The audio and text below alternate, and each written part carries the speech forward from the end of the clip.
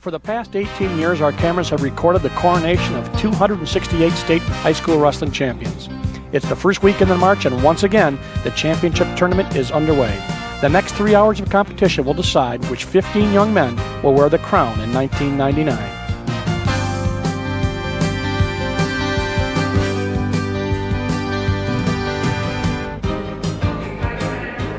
Welcome to the Onondaga County War Memorial for the 37th Annual New York State High School Wrestling Championships.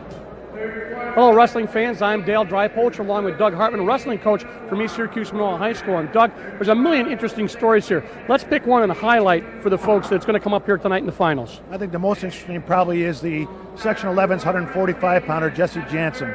He's been here 4 years before this, and this is his 5th year. As a 7th and 8th grader, he placed 3rd, and last year as a sophomore and the year before as a 9th grader, he placed 1st. They keep getting younger and younger, and of course, they keep score here by section. Let's talk a little bit about the sectional results going into the semifinals. Right now, Section 11's in first place. They have 198.5 points. Section 8 has 180 points. Section 4 has 164.5 points, and Section 5 has 153. So the sectional team title is still up for grabs. We'll be right back with a 96-pound bout right after this.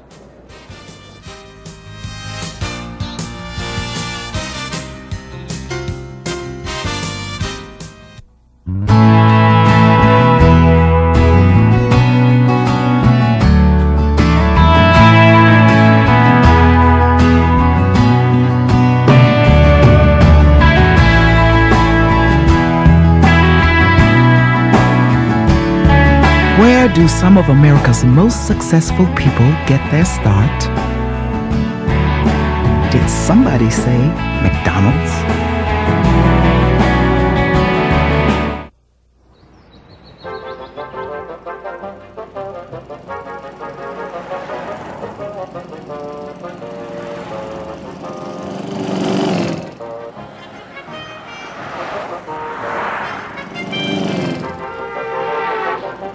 Our district golf pass offers free play on so many New York State golf courses, we've given new meaning to the term longest drive. For more information, call your American Cancer Society. And we get set for the 96-pound bout. A 7th and an 8th grader, Ryan Needle from Newfane, an 8th grader, against Trevor Chin from Canandaigua, a 7th grader, one of the youngest people ever to wrestle in the States, at least unofficially from weekend tournament. Section 5, Trevor Chin right there from Canandaigua. So Needle and Chin, 6 versus 5 in the section department. Doug Hartman, have you ever seen such young guys? I don't know. They moved the weight classes up to eliminate that youth movement. Now they've got 98, is 96 instead of 91. Oh, little action there. Almost a takedown, nothing yet. He's got to try to trip him here. He kept his toes on the mat there. You saw that. That gives him, says he has control. That gives him the 2 points for the takedown. Needle up on his toes was able to get that takedown, which is just right at the edge of this ESM mat, the wrestling high school in this area, from which our color man, Doug Hartman, is the coach. So it's... we got 3-2. Shoot, fireman, dump. He's got to get that leg back. He's got to get control. He doesn't get the takedown until he takes him to the mat. He still doesn't have control yet. Notice how the referees are saying no two. Fights his way back out, does Trevor Chin. He might be only a 7th grader, but he certainly looks like he has a lot of experience. Yeah, he does. His record this year is 32-3, and coincidentally, his career record is 32-3. You're looking at him right there, Trevor Chin out of Canandaigua. Rich Romeo is coach, Section 5.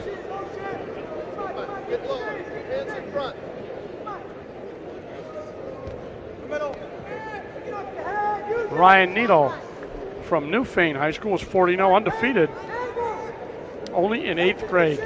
He shoots, Chin counters, they go out of bounds. Chin ahead 3-2 in this first period.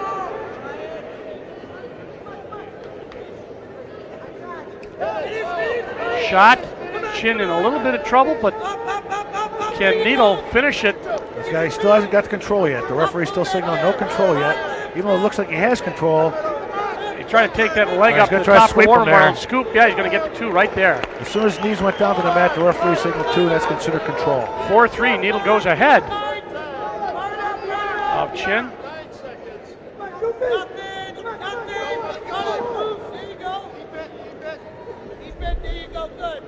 Not much time left. As a matter of fact, the buzzer goes off. Referee flips a coin, and it'll be a red as a choice. Coaches are telling him he looked over. Did Ryan Needle? You have your choice. You can choose top, bottom, or defer to choice. Here's the takedown. He's got that fireman's carry there. And then dump. But notice how he Chin keeps on moving his hips and got that ankle. Back to live action. Sit out and turn in quickly by Needle. Gives him 1. That's going to give him a lead. 5-4. They didn't change the score. Stay square. Hey, don't turn hip to hip. Stay square. Stay square. 5-3 the score. At this point, the scorecard away from us was not changed, so it's a little difficult to get an accurate score. Now it's 5-3 in favor of Section 6, Ryan Needle. Ryan's coach has told him to take down. Nice ankle pick there. He still doesn't have control yet. Nice takedown. He picked that ankle and just drove him over and got the 2 points. 7-3. Nice ankle pick, as you said. Just a classic by Needle. As soon as the supporting parts go out of bounds, the referee blows the whistle for both wrestlers. Our official tonight, by the way, you mentioned our referee is Bill Stark and Mike Letcher, his assistant. Guy who wrestled for you when he was in high school and moved on and became an official. And they are working this 96-pound bout. Right there's an escape. 1 point for Chin. That's not a bad move by Ryan because he seems to be able to take Chin down. Well, he just almost the ankle pick again, and now he did get it.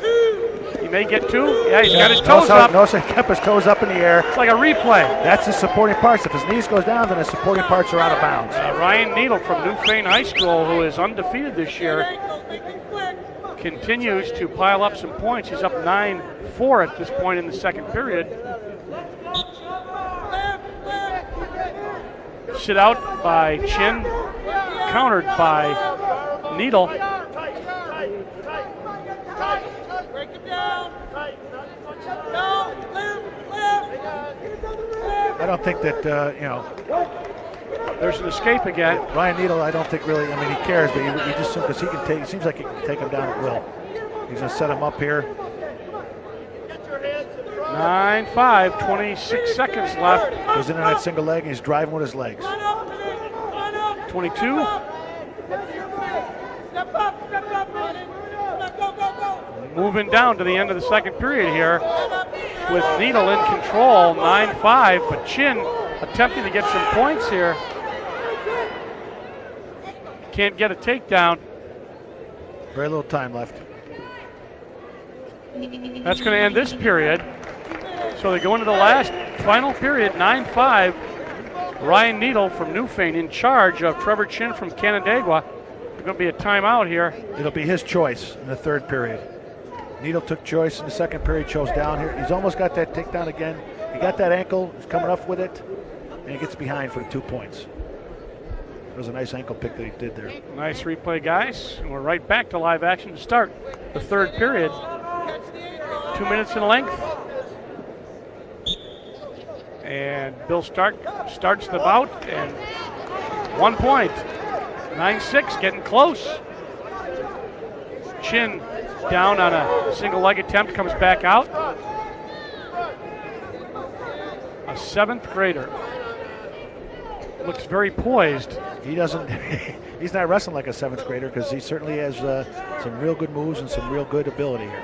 Of course, at 96 pounds, you don't figure he'll be a senior there, but still very difficult for a 13-year-old kid maybe to come in here and get in front of all these people at the Onondaga County War Memorial and perform, and he has done very well. He's down by 3, but he's still in it. About 1.5 minutes left. He's got to get a little more aggressive on his feet, only because he's behind. He's got to score here, and I don't think either one of these gentlemen will probably put the other guy on their back. So he's going to have to take him down, let him up, and it's a 2-for-1 sale there, but he's behind now. Ryan Needle has actually shown an excellent ankle pick and ability to control the head and go down with one hand and then go down low and take the ankle. But he's thrown it twice. It's gotten him 4 points. Well, let's see what he does. Of course, he also doesn't want to make the big mistake. Right, he's going to have to keep his elbows in. He doesn't want to get thrown. He can get taken down without a problem. Right. He's the one taken down and thrown, put to his back. Now Chin's in the position to take him down. He doesn't have it yet. Whizzer, yes he does. 9-8. 52 seconds left, and Chin lets him up. 10-8. Now. Takedown will tie it up here. Right. 45 seconds to go. Exciting bout here at 96 pounds. Ryan Needle on top by 2, but Trevor Chin pushing him, and we get a warning for stalling, and Chin's going to get taken down if he doesn't watch it. Right there is the takedown. Takedown. That's going to make it 12-8. That's kind of a disaster right there. Even, without being able to put the guy on his back, Ryan just has to make sure he wants to ride him out here. Well, he's got a 4-point lead in 25 seconds, Doug. And let's see what Needle does. Goes down to the ankle. 2-on-1 on the leg. Yep. Keeps that leg and just can't get the reversal or an escape out of it. Yeah, he's got the leg. He's got the knee. Now he goes down to the ankle. And Chin, very, very game wrestler, not able to do much right now. It's just going to go down to 6, 5, 4, 3. They're going to have 2 seconds left when they go back to the middle. And Ryan Needle out of Newfane High School should remain undefeated, 40-0 this year. This was a heck of a match. It was. And he lets up Trevor Chin. Chin shoots, and that's going to do it. Great bout. Ryan Needle is going to win 12-9 over Trevor Chin, but a great bout. There's your state champion, an 8th grader from Newfane in Section 6. And there's your second place, Trevor Chin from Canandaigua.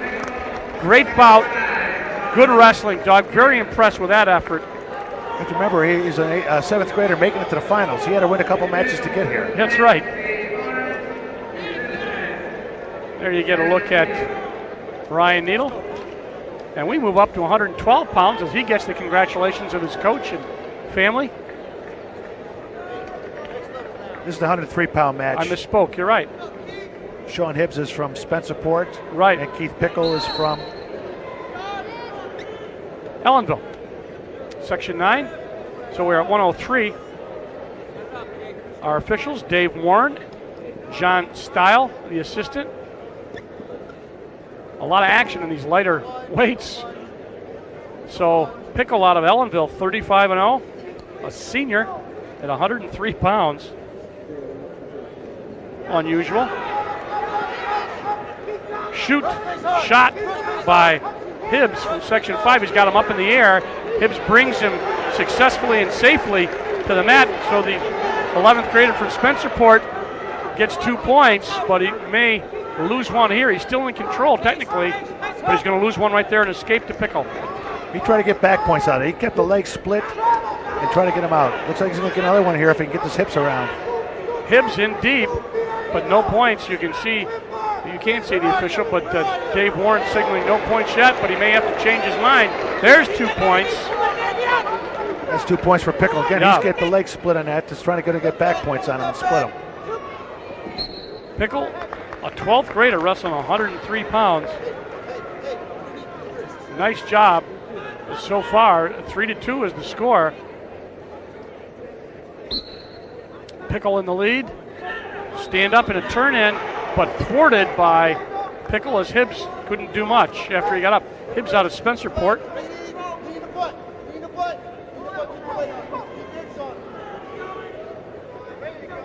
2-on-1 as Pickle goes way out to the side, trying to get some back points. He's only got a single count. You see the ref give the 1-hand count, and then he's going, no. You got to get 2 counts to get the 2 points for the near fall. Had him out of bounds there. They'll go back in.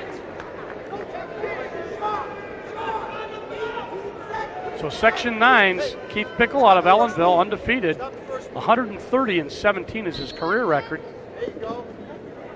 Remember when it used to be a big deal to get 100 wins? Now everybody has them, it seems. Well, there's a lot more tournaments going on. Guys have a lot more opportunity to get those wins. 5 seconds. 5 A seconds. little bit of legs as Hibbs on the bottom, not able to do much as the period ends. It's only 3-2, but I would have to say Pickle has looked the more aggressive of the two, but he's only up by 1. Hibbs chose bottom. He's got to get hand control to break those hands free to get him. He's coming right up again, you know. Oh, he's got move. Nice move by Hibbs, but countered well. Pickle keeps nice tight hips in there, and it's, you know, keeps him in control. Pickle is a big, strong kid for 103 pounds. You can't say big in 103 pounds, but he is a muscular, strong guy, and he's really very, very good on his feet. Now he throws a leg. He wants to get that cross body right in, so he wants to go across the body. And we got is that potentially dangerous? I'm not sure what he called there. It was very quick. Whatever he said, I didn't catch it, so there were no points awarded. So I would have to say it was potentially dangerous. Right. Hibbs works his way out again, gets up to his feet, but once he gets there, Pickle brings him down again. And again, we're getting a warning for stalling for Green. That's Pickle. The referees this year are calling that a lot quicker on the top man. He's got to be, he just can't ride the guy.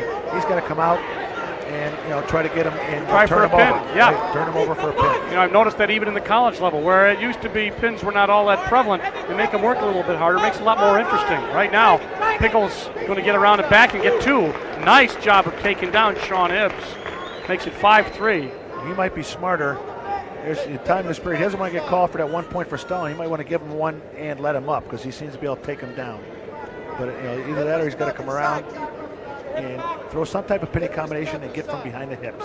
You're right. He has been warned, and they are going to go out of bounds. 35 seconds left. And as we said, Pickle is undefeated at 35-0. Hibbs, 40-3. Only a junior from Spencerport. You're going to see, you could see a possible stalling call again if he doesn't. He's trying to use the work the half or power half and get something. So he's working on it because you can't just sit and ride. He's got 18 seconds left in this period.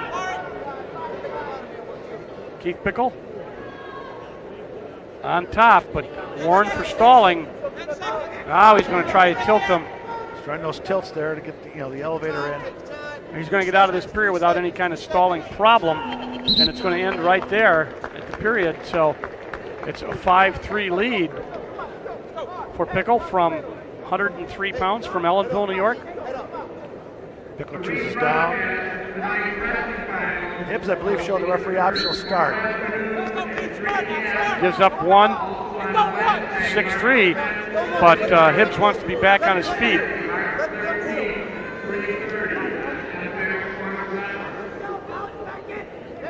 So 6-3 is the score. Hibbs on top here momentarily. Let's see if he gets the 2. He does get the 2 right there. 6-5 lets him up. So it's 6-5. Third period. 7-5. I'm sorry, 7-5. Yes. Nothing yet. He's got the whizzer in there. Oh boy, it's a strength move. He missed it. Hibbs fought that off nice. He tried to like a lateral drop type of thing and didn't get it. Hibbs down by 2 as they come right out of bounds in front of us. Hibbs needs to take down here. Yes, he does. He can tie it up. He's got a lot of time. He's got 1:14. We're going to have an injury timeout here for Keith Pickle as he goes to the sideline, and they're looking at his lower leg. While we got a chance, we'd like to remind you that the rights to this cable cast have been granted by the New York State Public High School Athletic Association, representing 778 senior high schools across the state and the more than 500,000 boys and girls who participate annually in NYSPHSAA-sponsored athletic competition. Any rebroadcast or republication of the programming without the written consent of the NYSPHSAA is strictly prohibited. And there's the replay you're getting a good look at. Pickle, and maybe that's where he got hurt. Watch the shot off the whistle. At any rate, they're ready to go with 1:14 left. Hibbs down by 2 from Spencerport in Section 5 in the purple. If he ties it, if he can take him down, he can tie it up. Little tap and go. He's a little shorter than Pickle. Pickle's also been warned for stalling, so he can't really hold back. Good point. He can't block. He's been warned, and he can lose a point here. And I have a feeling that this official's going to, he doesn't show a little more aggression. He could call him. Well, right now, Hibbs is trying to get in, and then if he gets called for stalling, that would mean a takedown could win it. Right. Oh, shot by Hibbs. Head down, push down by Pickle. He's got that But left time's side. wasting, 26 seconds. Pickle wants to keep that leg back. Don't give it up. Don't give it up. Hibbs trying like heck, but he's got a 2-on-1 now on the leg. They go out of bounds and They back call that up. a stalemate. Huh? Call that a stalemate. Is that what they called? Stalemate? All right. So they were not out of bounds. It was a stalemate. 11 seconds left. Hibbs can tie this up with a takedown. He shoots and Pickle sprawls. He gets it. Got the 2 points. Yes, he did. Oh, overtime. Overtime. What a way to go. What a spectacular ending there as Sean Hibbs. That's got to pump Hibbs up, too. You see, he almost had a loss. They immediately go right back to another period here. It's 2 minutes overtime on their feet. If nobody gets a takedown here, then they go 30-second period. They flip a coin and choose top or bottom. If you choose bottom and you get escape or reversal, you win. If you choose top and you ride the guy out for 30 seconds, you win. Interesting. We'll watch for that. Both guys just shot a second ago, Doug, collided shoulder to shoulder, not head to head. And Hibbs trying to get the takedown as Pickle tries to counter. He's got the hand on the leg, and he's trying to shake it off. Hibbs is, can he get around and get the crossface in 2? Nothing yet. Does he have control? Not yet. 2 right there, they gave it to him. So Sean Hibbs gets the takedown in overtime, and the junior from Spencerport in overtime beats Keith Pickle. We've had 2 great bouts, Doug, and there's Sean Hibbs from Section 5 on 11th grader. There's the takedown. You're going to see it right at the end. They give the points right there As soon as he for went down to Hibbs. his butt, they gave him 2 points. I mean, that was an exciting match. He won it within the last 4 or 5 seconds to get the takedown to tie it up, and then he wins it in overtime. Actually was at a disadvantage for most of the time, was down. He was But down until the last 8 seconds. when he got that great takedown and he kept Pickle from getting away. Now we move up to 112 pounds. Section 8, Stu Holzer. And Section 5, Gary Borelli. Both guys are seniors. Holzer is undefeated. That's not him, that's Borelli right there from Spencerport. And they go right to the middle. Our official, Bill Dorn, and Sean Brocking, his assistant. And we've had 2 great bouts so far. Stu Holzer out of Section 8 in the green. See the 8 on his leg. While Gary Borelli is his opponent. Both guys undefeated. Holzer 31-0. Borelli 42-0. Borelli 4-time Section 5 champ. That's a That's a feat. fact. Oh, yes. Takes you back to 8th grade there. Freshman year anyway. Right now, there is no score. Shoot, shot. But Spencerport's Borelli gets away. Holzer, 3-time All-County. Out of Lawrence in North Woodmere on Long Island. He almost gets a takedown. No points yet. He's got Borelli in a little bit of trouble. Got that single leg in there. He wants to pick it up. Nice job by Borelli. Fought his way out. And there is still no score with 34 seconds left in this first period. Stalling on red, Borelli. which is on Borelli, is warned. Bill Doran warns him. So already in the first period, we have a warning for stalling. Out of bounds. Doran brings him back to the middle.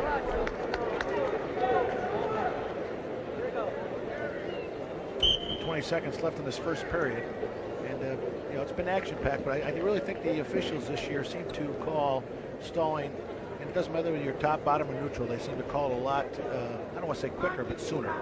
Well, they're keeping their eyes open. Holzer from Section 8 looked like he was going to shoot. They're going to go out of bounds just at the buzzer. So it's 0-0. Stu Holzer and Gary Borelli. Holzer from 8.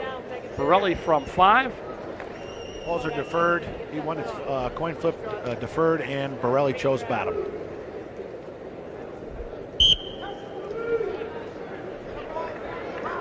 Escape won first point by Borelli. First point in the match.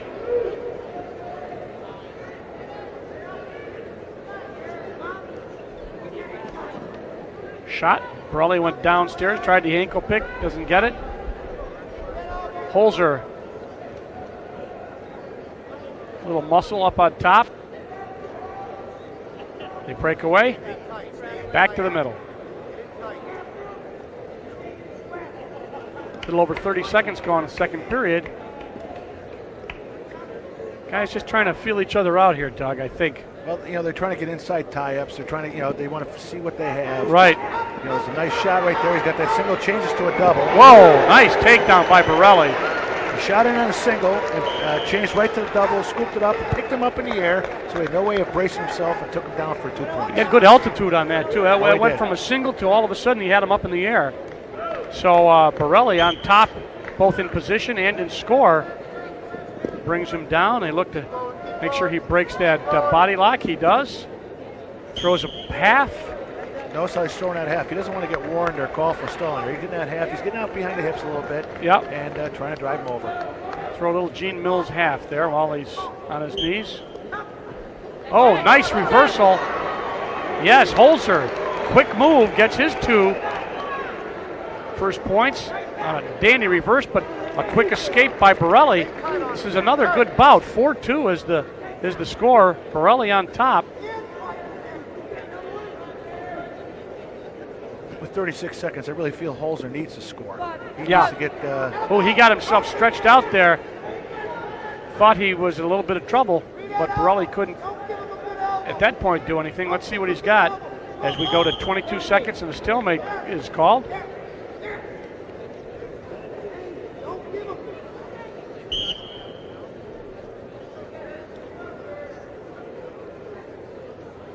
Not much time, about 15 seconds left, but they got to keep wrestling. Billy Dorn keeps them moving in there. Our official. Shot.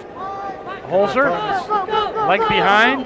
That's it. Not enough time to finish it off. Very close, but could not finish, as you said, Doug. So it's 4-2 in favor of Holzer Borelli. chose down. He's probably going to try to get an escape here. Although he did to get that reversal. Here's that double leg takedown. He got him up in the air and took him right down to the mat. Nice takedown. Borelli gets on. Got a 2-point lead at this section as we start the third period.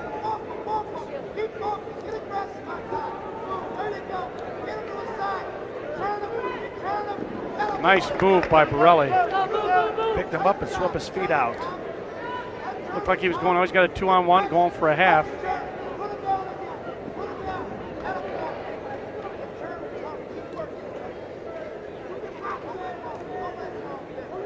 Almost out of bounds, they are. Stays 4-2. Stu Holzer on the bottom from Section 8. He's got a lot of time left still. Oh, yeah. He's coming up trying to get that hand control and break free. Now a little bit of a leg air by Borelli, using it to break him down. He reaches across, got a 2-on-1. They're both fighting for hand control. Borelli seems to be a good get him off his feet, which is enables him to take him down back. I think he's taken a little bit of starch out of Holzer with those slams. Not slams. They're legal, but by bringing him up and bringing him down, he's taking a little bit of the quickness out of him. You really also need your feet on the mat to get the brace right. for those stops and be able to get counter those. So 1 point, Green. Borelli has not come out from behind the hips. He's just riding. And he's going to have to move now because he's gotten 1 point. Good call by Dorn. And he's just going to let him up. He's going to give him the one. He's going to go for the takedown, similar to the last match. Takedown is going to win it here. Takedown to win the match. So it's tied up. There's 40 seconds left. Let's see what happens. Holzer and Borelli.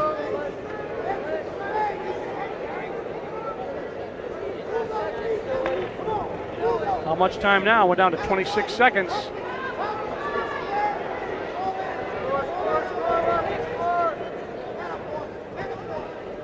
Nothing yet. Don't forget, there has been a stalling call against Borelli.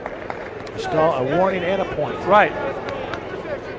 He's given up a point.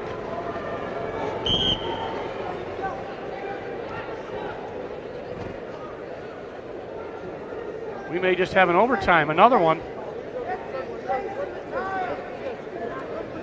3 seconds left.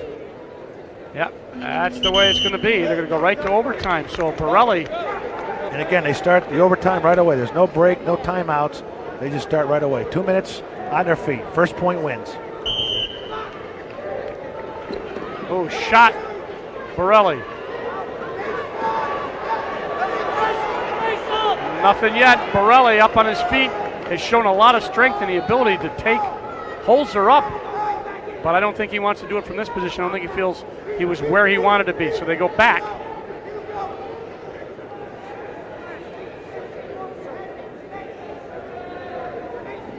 Shot. He's got to come up with it. He's got to come up with it. Borelli did a nice job keeping his legs back, and Holzer was not able to double up on it and suck it in. Now you're waiting for something quick to happen, but they have been in this position for a lot. Now that stalling call carries over. Yes, it does. Oh, this could be trouble. Close. This could be trouble. Holzer, very close. He's got that hands in the crotch. He's got to keep that locked. Borelli's in a little bit of trouble here. He's going to try to elevate it. He's going to try to lift and elevate. Lift and elevate. He's got nothing to lose because he's going to get in trouble if he doesn't. Too much time left. 49 seconds. Nothing. Borelli.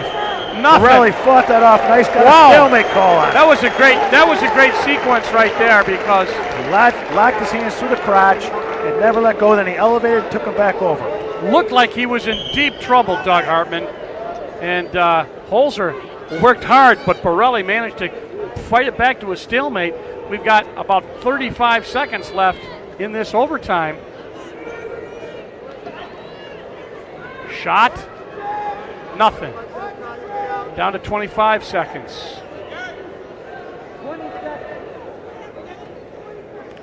Oh, here we're going to come up to that coin. It looks like to me because both wrestlers are able to counter very well. Right. They both had good shots in there during this overtime, and both have countered very well and not given up the points. We're going to go to a shot by Borelli. Holzer counters.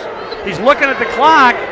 He's going to beat it. No, he's going to beat it again. That was almost a return of last match for a Spencerport kid. Flipped up, it goes green. That's Green's choice. This Holzer. is where he's got to make the decision. Now if he holds him down. If he holds him down it's 30 seconds on the clock. He wants down. He's taken down. He thinks he can get an escape or reversal in that 30 seconds. Borelli has to hold him or turn him to his back. If he scores points in that, he wins. Right, they're working the clock down to 30 seconds. So this is the second overtime. At the end of this period, if Borelli is still on top, he wins, even though he didn't score any points. Again, he sweeps his legs out. He's got to ride him out. He just has to hang on here. Move your hips. That's right. He's got to slide his hips out. His hips out. Borelli on top. I would say Holzer's in trouble. He's got the legs in there. He's going to be able to ride him out. He can throw a half. There, he throws, working the half. power half. Number Spencerport's second wrestler out here in the finals, and that's going to do it. Gary Borelli from Spencerport is going to win the state championship at 112 pounds over Stu Holzer. A great, great match, 2 overtimes. You couldn't ask for anything more. Held him for the 30 seconds, Doug Hartman. Great bout. He's able to get up on top, and he threw those legs in there. And once you get those legs in there like that, it's almost impossible to get out. Well, it looked like he might not be able to do it, but when he had the legs in, it certainly gave him a good position to be in. So, a great bout. Spencerport wins 2, the 103-pound, 112-pound, both in overtime. That's amazing. This is a lot for Section 5, and we're moving right up now at 119. Brocking is our official, and Russ Tronalone is our assistant. Our wrestlers from Section 4, Nick Ricchetti from Waverly, undefeated, 36-0. Brian Benson, his opponent from Section 9, Valley Central. This is 119 pounds. That's Ricchetti in the reddish-orange uniform. The blue, of course, Brian Benson. Benson 44-3 this year.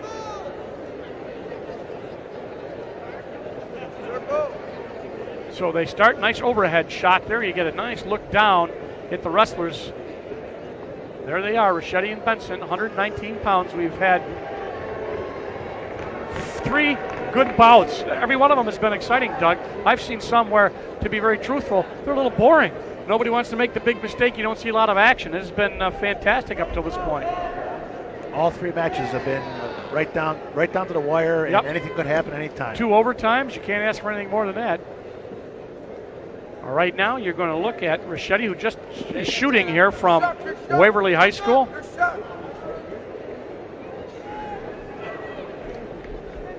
opponent, as we said, Brian Benson. He shoots, nothing yet.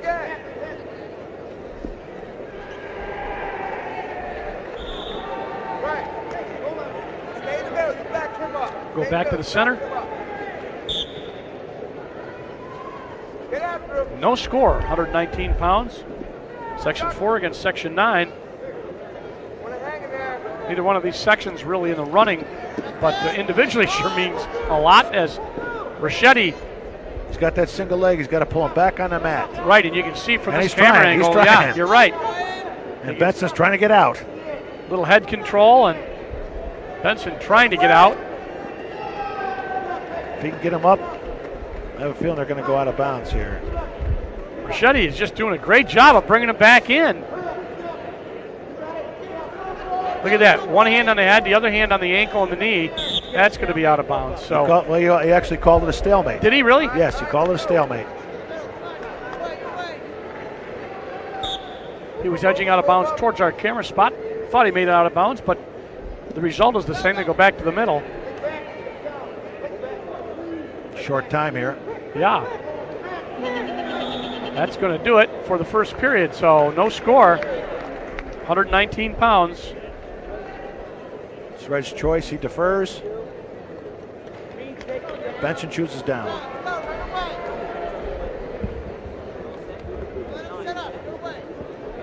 Valley Central. Brian Benson takes down Nick Ricchetti on top of him. Not much of a new move on the bottom there from Benson, Doug. No, he's got to, both wrestlers, he's got to get his hips up in the air and make himself look. He's flattened out right now, and he's got to come up, as he just did. Man on top has to work and work for a pin. And he's going to give an escape up here. Does it right there, and then quickly goes for the takedown. So it's 1-0 right now for Benson. But he looks to be in a little bit of trouble. Ricchetti just gets the 2. So it's 2-1 now.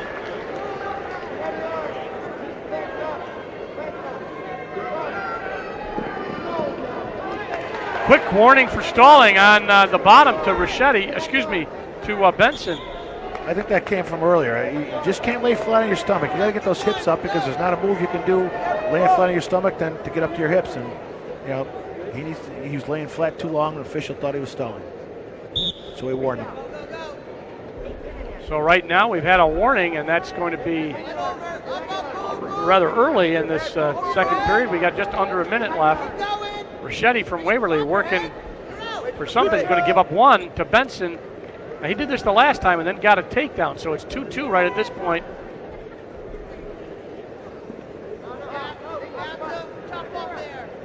Again, Benson seems to be more blocking. He hit for a call on stalling the way they seem to be calling it this weekend, which is very tough. But I think they've been consistent through all the matches I've seen. Oh, nice single Nice leg shot. attempt, a little fireman attempt, but countered by Ricchetti. Benson on his knees, both guys on their knees. What's Red doing?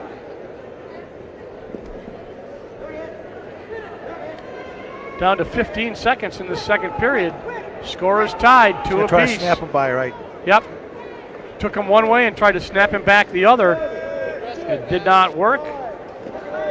Oh, a little body throw attempt by Benson. Nothing. Did not give it? No. Well, they're let's going to see. talk about it right now. The officials are going to talk about it. I actually think that's a good call. Okay. I think he was behind. That's why they have two officials. I actually think, I haven't seen that in a long time. The one official waved it off as the horn blowing, no points. The other official came in and talked to him, and I think I agree with the second official. I think he was behind before the horn went off. Here he goes right here. You can see him, he's getting behind. As soon as he lets go of the head, that's two right there. Yeah, and he was, now I don't know when the horn blew. You It can't. was difficult to see. Right. You saw the towel coming at him. So Sean Brocking, the official, talked to Russ Tronalone, his assistant, and they decided it was 2 points. So it's 4-2 now. And I think the other official probably was watching the clock more than the one official, because the one official is watching exactly what's going on in front of him. So Benson gets that 2 points. 37 blood. And as we go into the third period, we have a 4-2 lead for Brian Benson out of Valley Central. Clear. Make sure you clear him. Optional start. He's going to give him the one. Apparently he feels he can take him down. Tap him now. 4-3 now. Ricchetti down by one. Your takedown. Your takedown, Brian. A lot of strategy in this. Some things we haven't seen before. I've been doing these for a long time. I don't recall the last time I saw a discussion in a takedown change with the official, the assistant official. But that's why they have them, because they get a little better view sometimes, as you said, Doug. Well, that's the whole idea behind it. Sometimes you don't see anything, like a hand's locked or something else, and, you're not quite sure yourself, and by discussing it, two heads are better than one. Right. And apparently you have to rely on that, and it is a good system that works. A little bit of a timeout here for Ricchetti. He's, I think his nose is bleeding. This is blood time. This is different than Right. injury time. And they only take the time that it takes to stop the bleeding. If there's a cleanup involved, the blood time will stop. All right.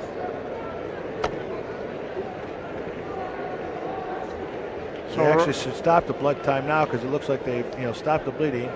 Well, that's what they said. He had some blood on his hand. I think they're taking the blood off his hand. Notice one official's got the watch on his wrist. 4-0 blood. 4-0. 4-2 blood.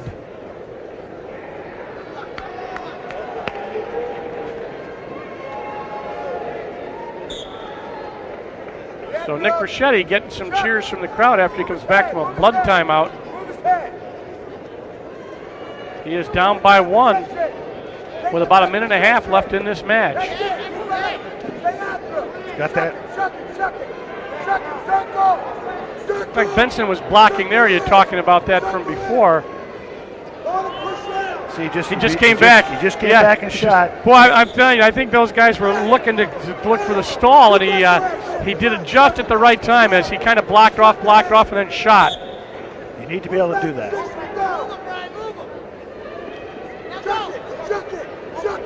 We're down to 1 minute here, 119 pounds. Nick Ricchetti from Section 4 down by one, and they're going to award a point. And I don't think that's a bad call.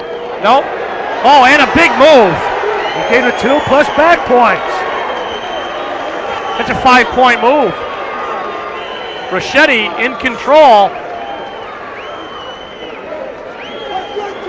And he knows he's in control, but there's a lot of time left, Doug. Caught him with that headlock. He's got a cradle. He's going to give up a point here. Not quite yet. It's going to be 9. You're right. 9-5. He wants to hang on to that as long as possible. Just take some time off the clock. Right. Score 9-4. All right, he lets him up. Now he can stall. Right. He hasn't been warned even yet. Right. He's got to keep his elbows in. He doesn't want the same thing to happen to him. Right. Where he got called, a 5-point move. Yeah, he doesn't want to have that happen. A smart move by Ricchetti, and that was a great 5-point move by Nick Ricchetti. Brian Benson gave it a great shot, but he lost on a 5-point move. The 119-pound champ is Nick Ricchetti from Section 4. You're going to see right here, Doug. There's got that headlock. The referee signaling no, and then all of a sudden, as soon as boom, there's the 2, and his hands comes out. He's starting to count. Got the back points. Right. Well, it has been spectacular. If you've been here before or watched our broadcast before, they haven't all been this exciting. Some are, some aren't. We've had every bout has been exciting. We moved to 125.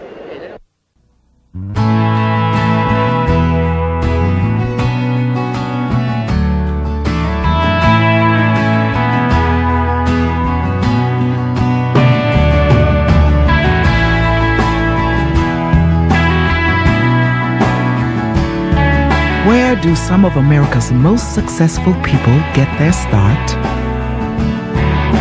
Did somebody say McDonald's?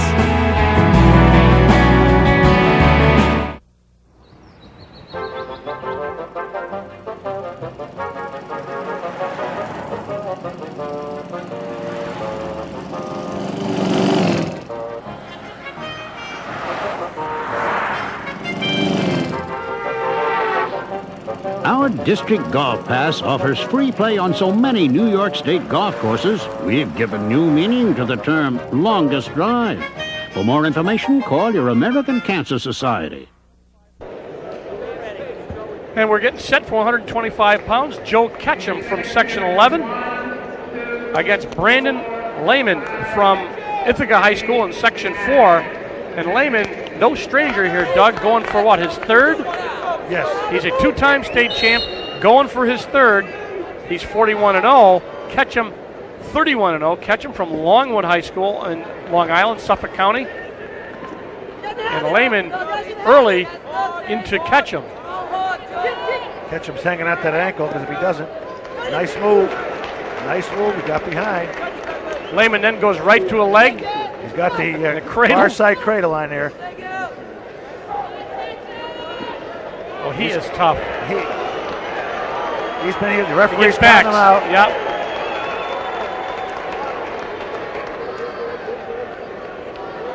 Brandon Lehman, a senior, a 2-time state champ, hoping to repeat, has Joe Ketchum. He's got at least trouble. 3 points right here. Yeah.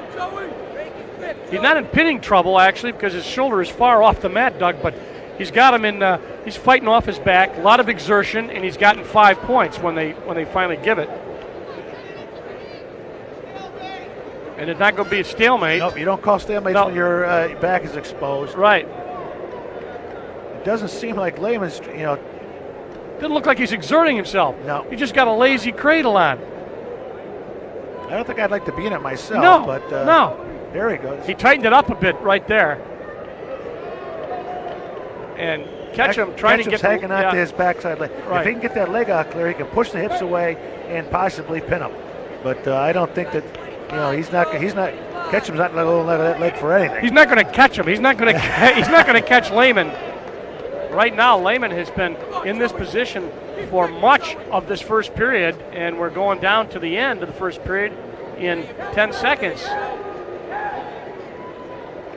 And now Ketchum has worked his way back up to at least one knee, and that's going to end the period right now. He's still got Lehman's legs underneath there. That's what saved him on that. Right. He kept that leg, and Lehman could not, turn him over and push his hips away.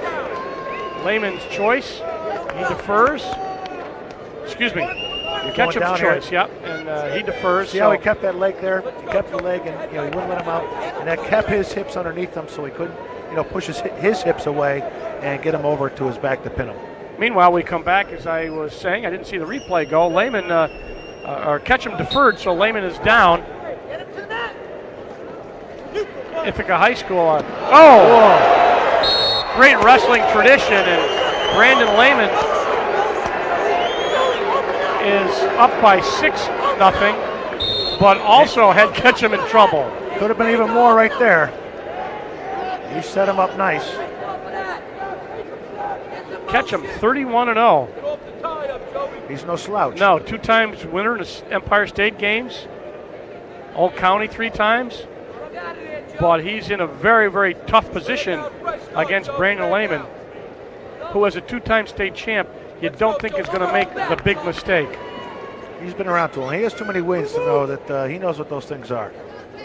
And well, Ketchum's doing just what he can do. I'm not going to set up and let it just be a stationary target here. I got to move. I got to be aggressive. Suffolk County, Section 11, the eastern half of Long Island. 6-0 is the score. Lehman in charge at this point. He shoots. He's a tall 125-pounder, isn't he, Doug? Yes, he is. Ketchum shoots. See how quickly he got rid of Ketchum's arms when he shot down there? I think he's, had he been a little quicker. We're looking for some blood. Yeah, Lehman saw some blood, and he motioned to the referee. So they're going to... Looks like it might not be a nosebleed. It might be on top of his head. Right. See if we can see. Here's a replay. Well, that's that earlier move when they went out of bounds. Right. He almost caught him for a... that's almost a 5-point move because he'd already gotten a 1-point escape. Right. Quite a bit of blood over there, Doug. He might have really hooked his ankle here. I don't know when he got that, but... I didn't see it. I mean, I know he got hit in the head there. It's not a nosebleed. It's on top of his head. That's an injury time then, right? Or is that no? a It's still blood time. All right. I don't know what they're going to do with this. He's got a gash on his forehead. They may have to tape that up.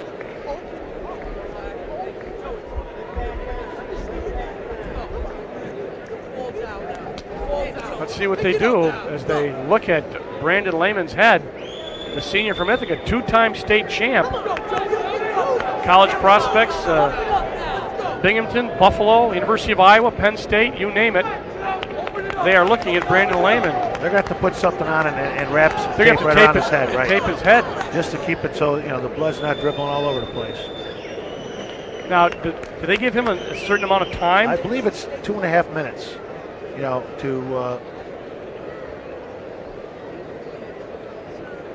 and that stops once, like I said before, once you have the blood under control, that stops and cleanup's a different time. It doesn't seem like they're wrapping it at all. No.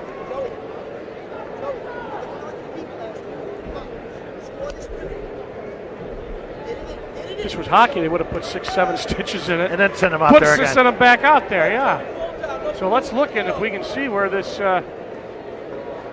injury was. We got 38 seconds left in the second period. Go! And Ketchum aggressive. I give him a lot of credit. He is really going after Brandon Lehman.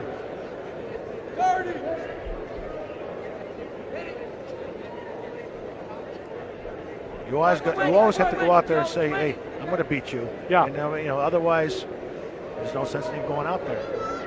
And I don't think Ketchum hasn't backed down. He got caught in that first period for that 5-point move. He hasn't backed off at all. Didn't seem to bother him.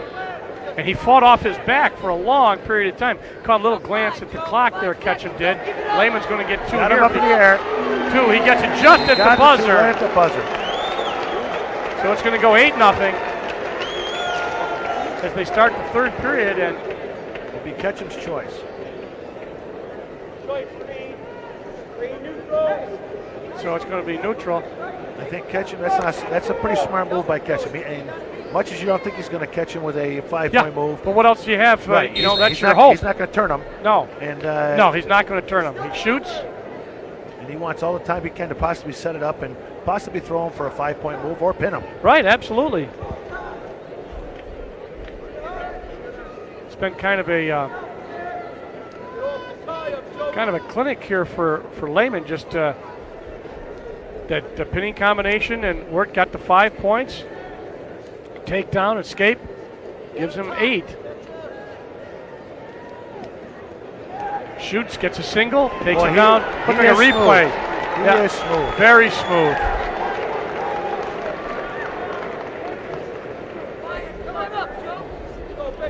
$1:15 left in this match. They go out of bounds. And I'm surprised that he's not bleeding again. When I saw him over there on the side and they looked at him, there was a lot of blood there. I don't know what they did. And here's the takedown again, Doug. Well, he just took him, right down, lifted him up in the air, as we saw him in the previous matches. Once you get that guy off the feet, he has no way of countering or stopping it. A lot of power. Take his hands! Take his hands! Don't let him lock that up. Take his hands! Sit through if the legs are thrown by Lehman. Now step over. And that's going to give 2 points reversal. So Ketchum hits him for a reversal. Looks like he's trying to tilt here to get some back points. Absolutely. I like that. He's not giving up. He's down by a score. No, he's going after He's in the state championships here to win.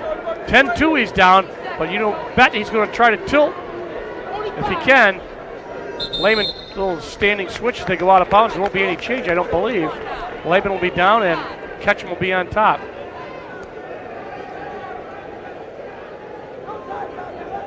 Great match. 10-2 doesn't look like it, but Ketchum has wrestled as well as can be expected against a 2-time state champ, and he has tried to put it to Brandon Lehman from Ithaca in this third period. See if he can't get some back points, get back in this match. Tries it right there, tried to tilt him, didn't work. Ketchum hasn't given up. He's still going for everything he's got. There's 26 seconds left to go in the match. He's down 10-2, and he's still working to try to turn him over. I like that. Yep. Ketchum looking at Hofstra as a place to go and wrestle. Not too far from his house. Escape by Lehman. Joey, you don't have time, Joey. 10 seconds, Joey. Hit it. 10 seconds and counting. 125 pounds. Throw something, Joe. Yeah, there was trying to do the little toss, and that's going to do it. Another good match. Absolutely. Both wrestlers wrestled the whole time. So Brandon Lehman wins this one. This will be his third state championship. Brandon Lehman from Ithaca in Section 4 does it 3 times, something that's a challenge to do even once, and he has done it 3 times. But again, Joe Ketchum from Longwood lost, but it was a great bout. This has been spectacular wrestling here at the 1999 state championships. Move up to 135. Ryan Maurer from Section 11. He's only a 10th grader. Turn too many pages. Take it back to 130. Paul Bruno at 130 from Section 8. Mike Messina from Section 11. Hopog out of Smithtown on Long Island, Section 11. A lot of guys from Section 11 in these state finals. Both guys 12th graders. Bruno 44-0. Messina 35-2.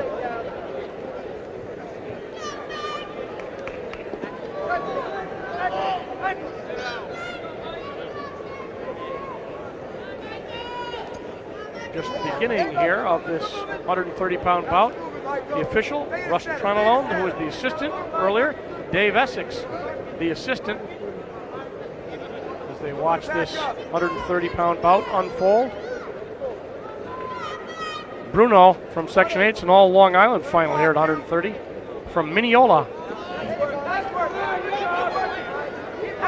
wonder if these guys haven't wrestled before somewhere on Long Island.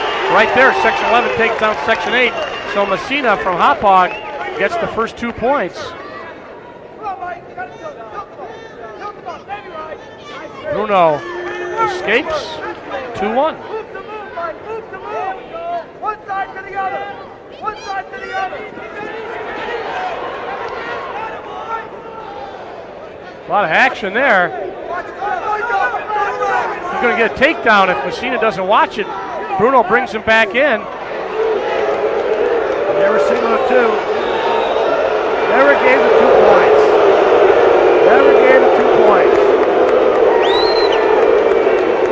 2 points. Again, the referees got together. Again, I think that was a fairly good call.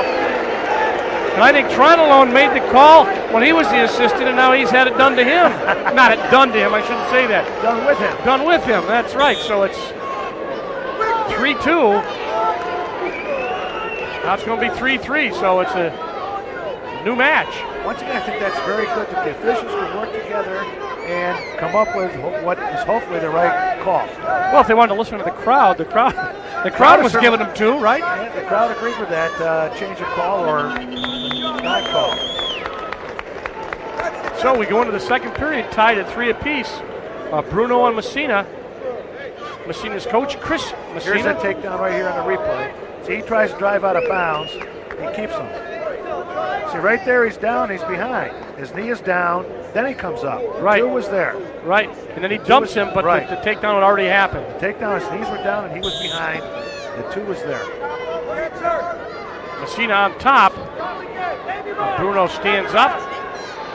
Bruno's had good luck standing up and getting the hands off, Doug. Hand control is so important, whether you're the top man or the bottom man. You gotta have hand control.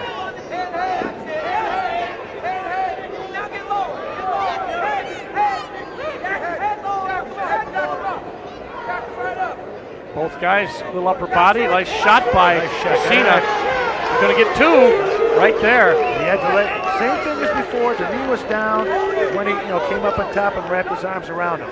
Both of these guys like to be on their feet. 5-5 now. Both wrestlers good on their feet.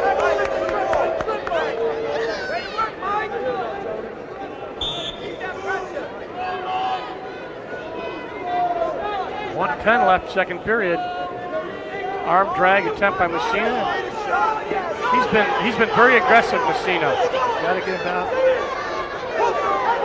He may get 2 here. He does right there. He's not able to keep it down, but all the weight was on his hands and his knees. And then there considers the 4 supporting parts.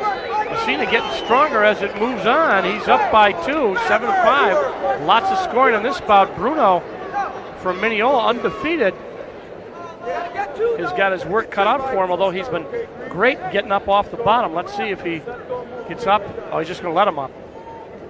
So he Optional start. 1 point. Yep. 7-6. I would say Messina seems to have, is getting the upper hand. As I say that, Bruno should stand in. Bruno taller. Sometimes that's an advantage. Sometimes it isn't. It'll be a stalemate here in a minute. There it is. 31 seconds left, second period.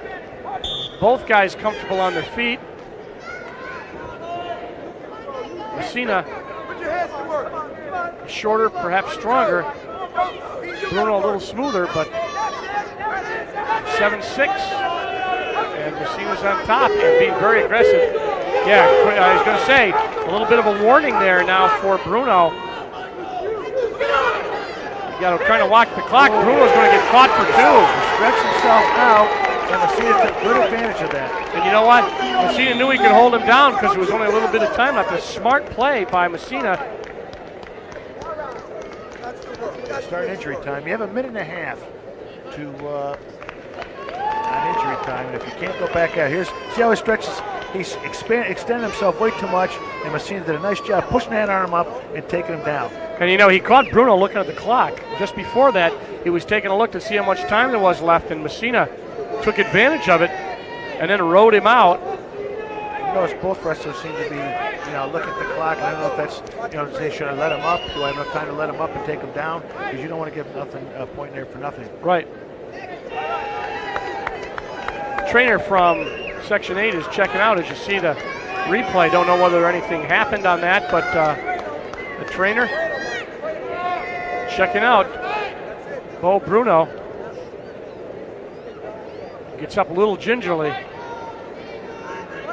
These guys are in good shape. He shakes it off, and Messina waiting for him in the circle.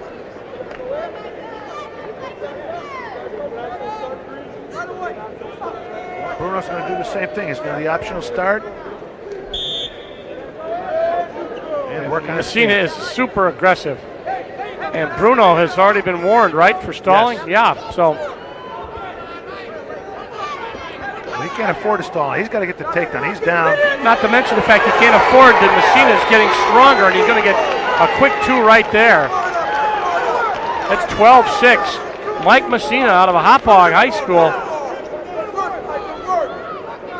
in Suffolk County in Long Island is just like that, got a 6-point lead, and Bruno looked a little, I don't want to say tired, but he doesn't look as sharp as he did earlier, Doug. Right.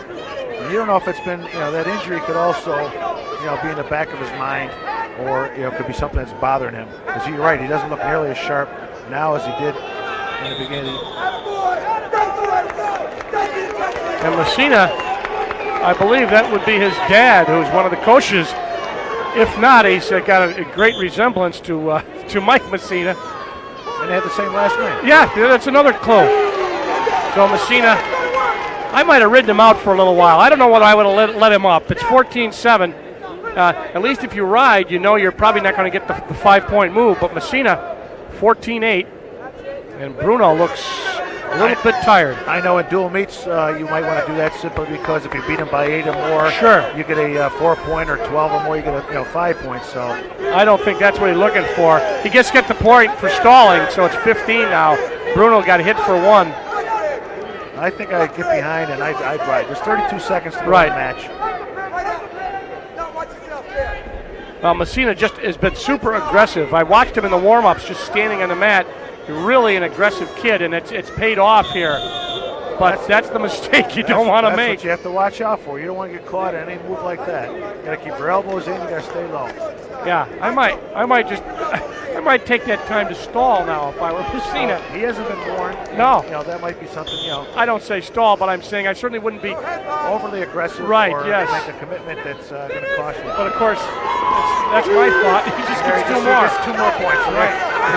Touche on that one. It goes for a cradle. He's not stopped yet. No. You know what? That's his style, and that's what got him here, and that's what's going to get him the state championship. So 130 pounds, great bout, but Mike Messina from Hauppauge High School in Section 11 defeats Bo Bruno from Mineola in Section 8. But a real nice bout. Mike Messina, just another nice match, and just the aggressiveness paid off. It was a super bout.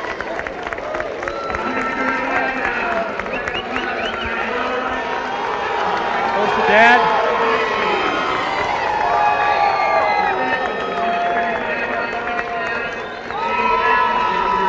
Great moment there. So the state champ, 130 pounds, Mike Messina, just did a great job. But just like that, we move up to where I was earlier, Mike Maurer, 135 pounds, the 10th grader out of Section 11. Justin Giffey from Section 5, a 12th grader, 135 pounds. As they bring him together, our official, Dave Essex, his assistant, Dave Warren, and just like that, Giffey into him and then down as Giffey is almost taken down. He's trying to split those legs. He wants to put him on his back. He's got the 2, Maurer from William Floyd High School, Mastic Beach. He's from Mastic Beach in Long Island, Section 11. Only a 10th grader. But Justin Giffey trying to get some points, gets one right there too. Yep. It's a standing reversal.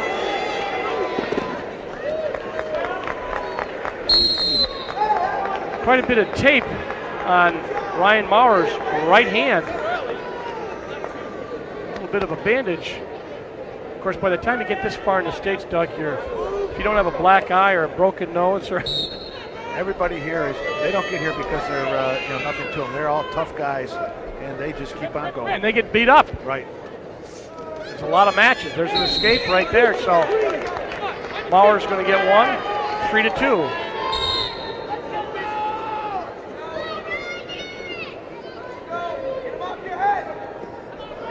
Giffey out of Webster High School, Webster, New York, and he is going to get nothing. He escapes from that hole, comes back to the middle. It's a caution. Maurer went too early. He took off, tried to anticipate the whistle, and got caught for it. That's just a caution. That doesn't really mean anything except if you do it too many times. Right. He's done a great job. Section 11, all the wrestlers seem to be very aggressive. 5-point move, doesn't go, nothing yet. Getting the points. In fact, if he can pop his head. All right, got the toes in. Referee's almost going to signal to Maurer and held, which is a smart thing to do. Well, as I said, when I said a 5-point move, that's the one that you're going to get the takedown and the back points, but if it doesn't go, you can be in trouble. And he gave up the 2, so Maurer now down by 1, potentially dangerous. You have the leg in, you stand up, the referee will call potentially dangerous every time. Maurer rolls through, doesn't get it. Justin Giffey on top from Webster High School has a 1-point lead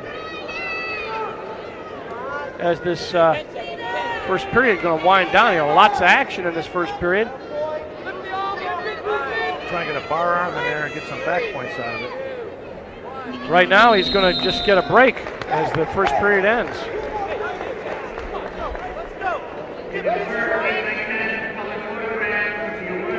Everybody deferring apparently is the decision of the day. Let's check the replay. Throws him almost, but you see how he got it? He stepped over his leg again, so he wasn't on his back. If he'd stayed there on his back, he would have been in trouble. As it was, Giffey got out and got the 2 points. And he ended up getting 2 himself. Right. Back to live action. 4-3, the score. Giffey on top. Maurer chose neutral. Yeah. That's why they're on their feet. Right. Score still only 4-3.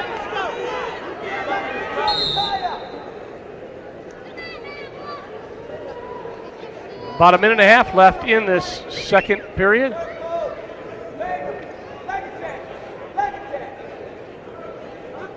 Ooh, a lot of upper body work there. If I were Giffey, I would remember that Maurer had tried that 5-point hip head throw, headlock. He's going to do it again. Get over the top. Giffey's doing a nice job of, he's not panicking, because a lot of times guys get to that position, right, and they panic, and they, instead of rolling through it, they stop or try to go the other way. And he rolled through it, brought him with him, and nothing happened. Maurer, only a sophomore here in the finals. And they're going to warn Giffey for stalling. He's got the elbow in on his chest. That's that's blocking. That's considered a stall.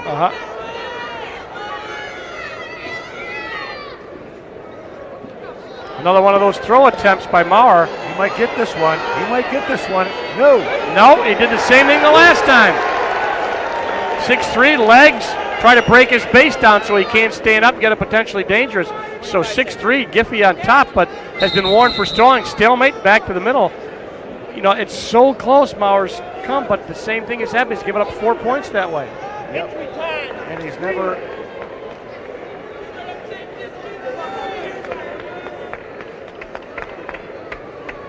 This is an injury time. They're checking his hand out. I don't know if they're going to retape it or tape over it or what. I mentioned he has like a bit of an ace bandage and a lot of tape on it. Looks like that elastic tape that's acts like an ace bandage but stays stays stuck. Well, as we look at Section 11's Ryan Maurer, we're getting a good look in there. They're looking at his hand. Bring out the tape. Tape it till the blood can't get in there and it turns purple. Right, It's only got 2 minutes and 24 seconds left to to go here in his state championship quest. He's only a sophomore. Impressive. Well, Giffey's done a nice job. He really has. People could have got caught 2 times or twice with that headlock type of move, and Giffey did a nice job fighting out of it and actually getting to himself. Or just caught once. Right. and then gone with a pin. So Giffey did not panic. Good point out of Webster High School. Nice move on the whistle. Yep. Gives up 2, 6-5. Let's see what Giffey's got from the bottom. Trying to fight for hand control and Yeah. keep him on the mat. Well, you know, you can't get much of a grip. Maurer can't get much of a grip with that right hand, which is pretty well taped. Got 14 seconds here. Giffey wants to score here. He likes to do that little scissors where he puts the leg in between and gets that leverage. Right. It's going to go out now. Morrow's going to hang on to that leg and not give up a point or two. Right. So it goes 6-5. Maurer on top, score-wise, on bottom in the position as he faces away from us. Here's the replay, Doug. See, he's got that leg. As long as he can keep that leg, he will not give up the 2 points later on. Well, now he gives him the escape, hoping to get the takedown to tie the match up.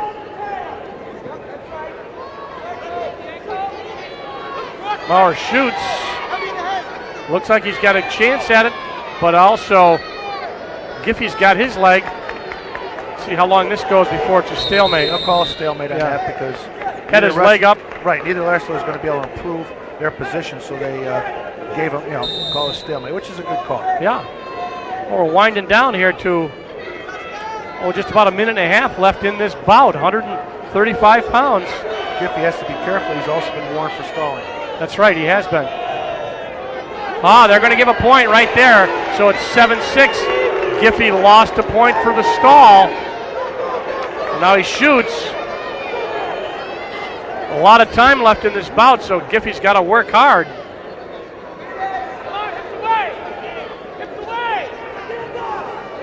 They head out of bounds, but nothing yet. Giffey's picking up Maurer. Going to try to get him up in the air. Yeah. Mauer's got that arch in his back, so he can't get him up in the air. Nice job. You can see him arch back like that.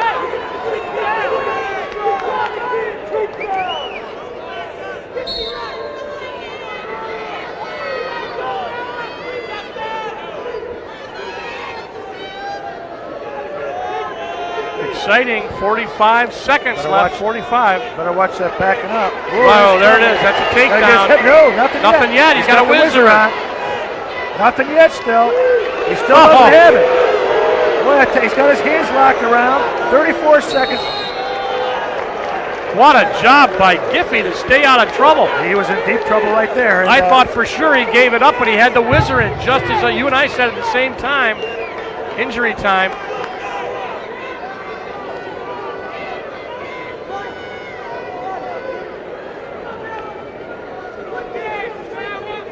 Both these wrestlers are working real hard. I guess.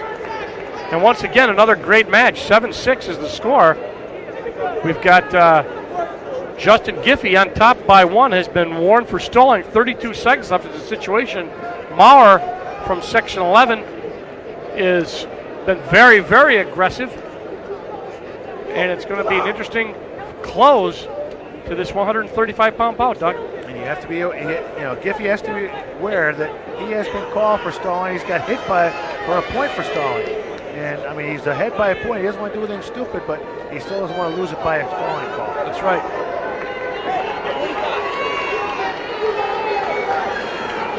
Mauer's got to be aggressive here and go after him. Nothing yet. If he gets him down to the mat, he'll get the 2.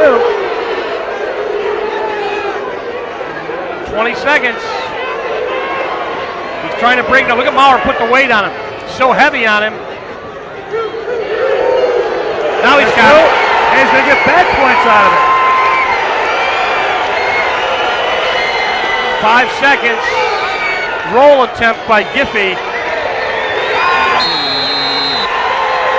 And the sophomore, Ryan Maurer from Section 11 on a throw is going to defeat Justin Giffey from Section 5. Great bout again. So Maurer, the sophomore, defeats Giffey, the senior. in a very, very exciting match. Another great match. All these so far have been excellent matches coming down to the wire each time. Been spectacular. Well, there's your champion from Section 11. Ryan Maurer, only a sophomore. We'll see him a couple more times, it looks like. I'm sure we will. So we're going to move up now to 140. Is that right, Doug? We're up to 140? 140 Just now. checking myself. From Section 11, you can see how many guys they've got in these finals. Mike Torriero from Rocky Point, out of Rocky Point, Long Island. He's an 11th grader. His opponent, Brent Ryder, out of Tioga Central from Section 4, also an 11th grader. 36-1, Torriero. Ryder, 41-0. So we've got an interesting matchup here. Section 4, Section 11.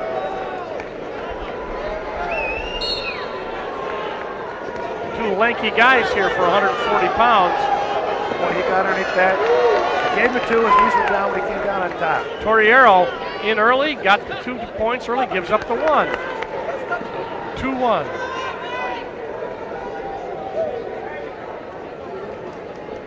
Right. 140 pounds. Ryder out of Tioga Center High School. Had 25 pins of his 41 wins. Career record 141-17. Torriero 112-17. Both excellent wrestlers have been around for a few years. Yep.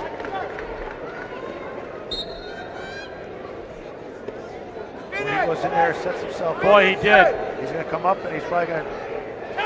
Don't worry about that. He went in low and got the ankle. Now he's got him up. That's going to, I was going to say, I don't know how long ago. Torriero does not endear himself to the crowd. A little bit taller than Ryder.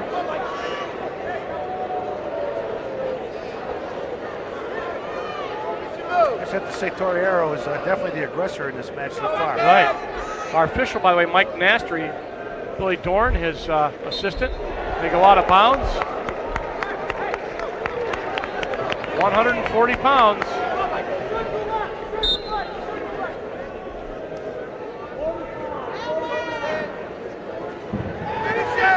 A little bit of a... Got to get him up off his feet. He gets him up off his feet. Yep.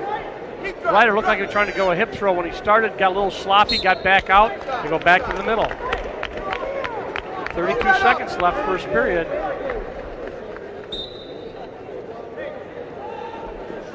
Shot by Torriero. And you're right, Doug, he's the more aggressive, at least at this point. Out of bounds.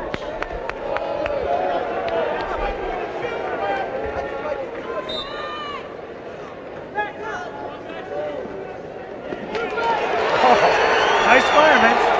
Very nice fireman. Very basic, and Ryder Tag, Mike, tag. gets a nice takedown. I don't think Torriero was expecting that, which caught him off guard. And he got the 2 points for him. So it goes to 3-2, I should say, as Brent Ryder, who not perhaps as aggressive as Torriero, made a nice move on a fireman's carry, dumped him for the takedown. Finish your move. Do your thing. You see him coming in here. Nice fireman's on that takedown. And he got the 2 points off it. Going back to live action, he went to the optional and let him up, so it's 4-2. There's Torriero. Ooh, let's see what happened there. Had his arms tied up. Torriero trying to get behind. Both guys look pretty good. Neither guy is afraid to throw one of those tosses either, Doug. Looks like if they get it right, they'll try it. Well, I'm sure they both have confidence in what they're doing, and that's what you need. You got to be confident. See Torriero lead with that right leg, trying to get way in deep and see if he can't get the hip in. Fireman's attempt again by Ryder.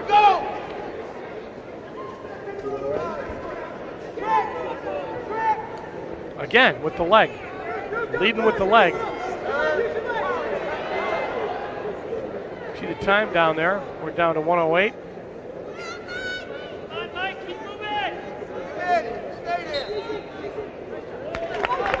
Out of bounds. Mike Nasty brings it back to the middle. Your way. Take your time. Come on. Speed the bird.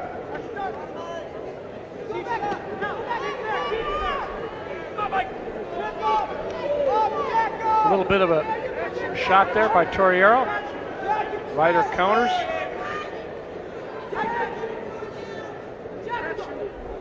I'm not sure what Torriero is trying to set up here. You know, first couple of times he shot real deep, got the single leg, or it was actually a single ankle because he was down that low to get on that, and he hasn't tried that before. Tried to head, tried to throw a toss. Nothing yet. He didn't get No. anything yet. Did it again. Oh, he caught him. Torriero has got Brent Ryder in a lot of trouble with 16 seconds left. He caught him on that. So Ryder gets up, gets an escape. So we got 3 and 1, 2, 3, 1, 7, 2, 5. He's still in it. Yeah. He got caught thrown on his back there. Bill Dorn's checking the score. 7-5 is the score. We got 2 seconds left in this period. That's going to do it. An exciting period there because after all those attempts, Torriero finally caught Brent Ryder. Here he comes right here. He actually Michael, 2 minutes. missed go. him, slid. Oh, you Then got I it. think Ryder got way out of position, and he just catches him here for a lateral drop there and caught him for a 5-point move. So it brought him up to You gotta fire out. 7-5 now. Go. Come on, Mike. Even that 5-point move, Ryder is still only down by 2 points. That's right. Mike. Come on, Mike. Third period, 140 pounds. He's got to turn him here, though. Yeah, he's got to move on the top, but of course Torriero can't sit on the bottom either. Trying to tilt him. No, 1 count. Yeah, you get a 1 count out of it. Mikey, let's go with it. He's got an arm bar He's got that, way out on the side. Yeah, I was going to say he's getting a little high on that. got the wrist low. If he can get the wrist and run that, Let it go. Torriero on the bottom, not doing much. I'm leaning here myself to see, Yeah. There's count goes. Got the 2, He's got at least 3, Nice. 4, 5. Single and 3. He's got, Yeah, he's got give him a 3. count. Now he'll just sit there and hold him as long as he He can can, right? He got the 3. Now it goes to 8-7. He doesn't want to get anything here. He wants back down to the mat. Good job by Ryder. And they go out of bounds. But it's 8-7, another spectacular match here. 140 pounds, Mike Torriero from Section 11 and Brent Ryder. And Ryder put him on his back for 3 and brings himself up with a 1-point lead with 39 seconds left. Ryder wants to be able to stop his first move here. Break him down, stop that first move. He'll be, he's okay now. He can let him up if need be. Doesn't want to give up the reversal. I don't think he wants to let him up here because, he rode him for the first minute, but he turned him. Right. He wants to give him 1, not 2, though, that's for sure. That's for sure. He's going to go down on the leg, lock that leg up. He's got to try to take it back down to the mat. Out of bounds. We'll do it again. He's down to 17 seconds. Got 1 point. Got to break his first move. If he comes up, you see him go down, lock up that single leg, and hang on for dear life. That Torriero started a little early, so he's going to get a caution. Trying to beat that whistle. Trying to anticipate what's going on, just jumped a little early. Second caution. After that, it's a point. He does Okay. it again, it's a point. He's gotten 2 cautions. And Mike Nasty making sure he knows what to do. Which effectively took his first move away, right? He's going to go down that leg. Yep. Locks it up. He's going to try to take it back down again. We got 8 seconds to go. We're going to try to double up. He should stay in bounds. So you really need to stay in bounds go. He's got 1 second. He's got 1 second. So Mike Torriero is on the bottom. Brent Ryder is on the top. That'll do it. So Brent Ryder in a turnaround decision. This is a great match. He beats Torriero. I think the mistake that Torriero made was getting that 1 point right at the very end. Well, right now, Brent Ryder celebrating 140-pound state champ from Section 4, Tioga Center. So there's the state champ. What a great job and a great bout. And now for the 31 of 37 years the state wrestling championships have been in existence, Reed Hawk has served as state chairman and tournament director. I spoke with Reed earlier this week and asked him to share a couple of highlights of his tenure. Anybody who follows New York State wrestling knows that Reed Hawk has been the chairman for 31 years. And Reed, in those 31 years, you've seen a lot of great wrestling. I know it'd be impossible to recall all the great highlights. Maybe you could just pull up a few for us. Well, the field of the most common one now is I'm starting to see sons of some of our early champions coming back and participating in the state level. So that means I've been around a while. But I think probably the biggest highlight is for the 84 Olympics, which were held here in Los Angeles. We had 3 of our kids who were state champions went and they won gold, the 2 Bannock brothers and Jeff Blatnick. So that was a big send-off and a highlight of our wrestling program here in New York State. One of the things that's been going on, people have been talking about getting more faces on the mat, maybe having classes A, B, C, D. What's going on with that, Reed? Well, our committee's been working at this for about 4 or 5 years. The intent, of course, is to get more exposure and get some more kids involved from the small schools, middle-sized schools, and big schools. Right now, it's an open class tournament. Everybody vies against everyone else, which is met with a great deal of success, and many of the people don't want to leave this format. But we're working to see if we can indeed come up with 3 or 2 classes and indeed reward more kids for their work on the mats.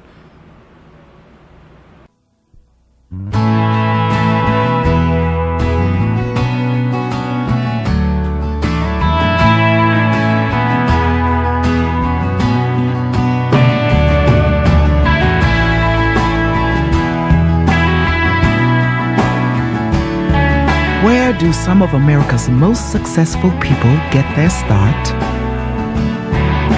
Did somebody say McDonald's?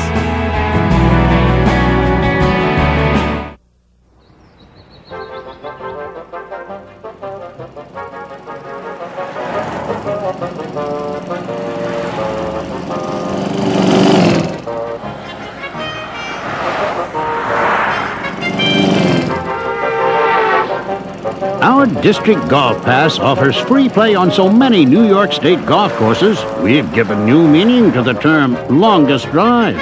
For more information, call your American Cancer Society.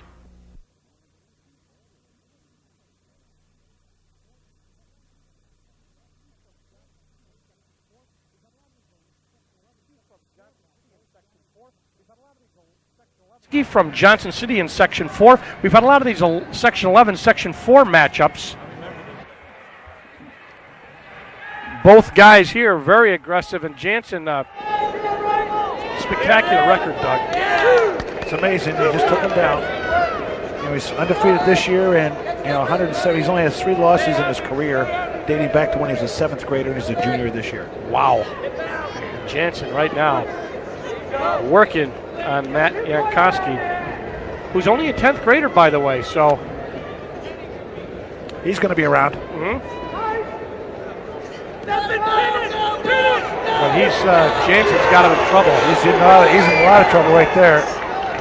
If he can settle back, he's got to get a little more weight on him. 108 left, a lot of time left. Jankowski. I don't think he has it. Well, I take it back. Jesse Jansen He's trying to change up, yeah. 3 matches in his career. Comes up with a big 5 points here. And he is not afraid to put himself in jeopardy and throws a half. He's going to get some more back points. It's almost like a tilt that he was doing there. I don't think he could have pinned him from that position, but he, exposed his back. Jankowski's back and got the points. He's only an 11th grader, so he's really got a chance for another state championship if this one doesn't work out for him. But that could be 4. Right now, we're not counting out, but he's up 10-0 at this point. And they have not even gotten through the first period yet. Got 2 more. It's 12-0. Right. We still have short time. 5 seconds to go in the first period.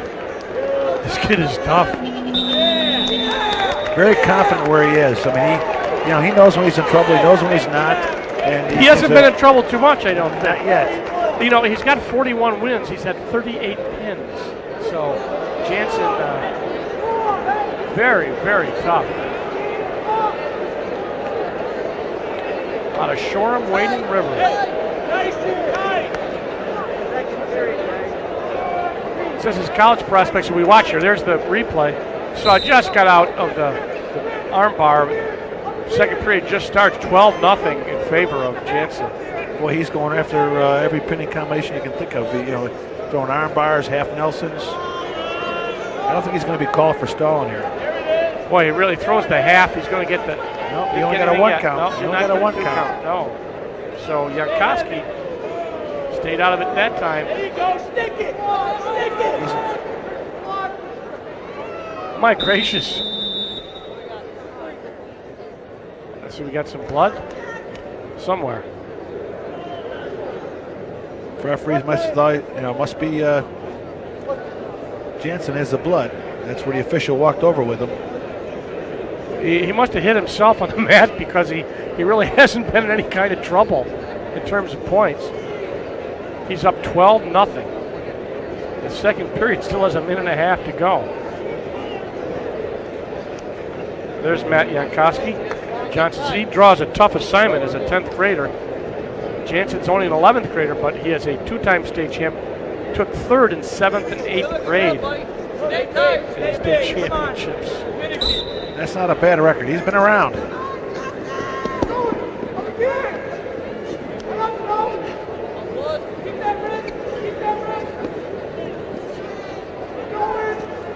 No points. Now he's right going to here. get some. He's got 3. That's going to about do it, right? 15? Yep, that's a technical fall. You beat your opponent by 15 points.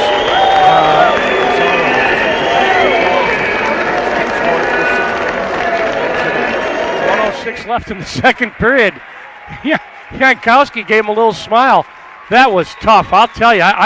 I've never seen a guy wrestle that well. I mean, he's just a great wrestler. And this kid Jankowski was only a sophomore. This guy's only a junior. And he's a 3-time state champ. Unbelievable. Notice the aggressiveness that he had throughout the match. He just kept on going. He was throwing halves and throwing bars and everything else just to get the kid over, and he finished him off. Well, that was quick. Technical fall there, and about a minute 30 left in the second period. Go up to 152. John Clark out of Section 10, Potsdam area. His opponent, Greg Parker from Shenendehowa, Section 2, Albany area. Clark was a state champion last year at 145, and Parker was second last year at 135. So this is going to be a match, I think, that's, a classic, baby. A classic. Both guys undefeated this year. No points yet. Clark looks like he's going to get some, but Parker's got to hold that Parker's leg. got the leg. He's also got his headgear down around his eyes. They're going to go out of bounds. No points. And Greg Parker, who's a 12th grader, will get a chance to adjust his headgear. He is undefeated. Going to Princeton next year, perhaps. 5-time Section 2 champ. 2-time state finalist. State champ in 96, as you said. So he is no slouch. John Clark, unusually a little bit from Section 10. Not a section that produces a lot of top-notch wrestlers, but Clark certainly can fall into that category. Right now, he is. Boy, both these wrestlers are getting got in and just out some of trouble. points right There's 2 there. points. Yep. Clark got the takedown, 2-0. Says on his sheet, got time injury here. time for Parker. Might be a contact. I think you're right. But it says Clark might be going to Ohio State. His record 176-26. Returning 98 state champ, John Clark.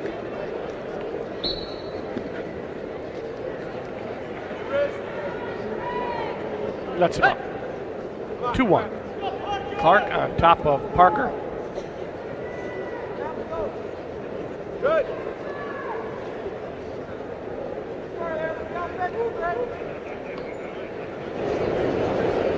Our officials for this 152-pound bout, Dave Warren and Bill Stark, his assistant. 20 seconds. Nice aerial shot. Both men are trying to get inside tie-ups so that they can shoot through those arms. If they get those arms in the way, then that's generally when they get blocked and don't get the takedown. Clark looks like he's again have a chance. Yes, does he get there? He gets his points. Trying to get back points out of it. Right at the end of right at the buzzer there. Yeah, good timing by Clark. Makes it 4-1. Johnny, single is there.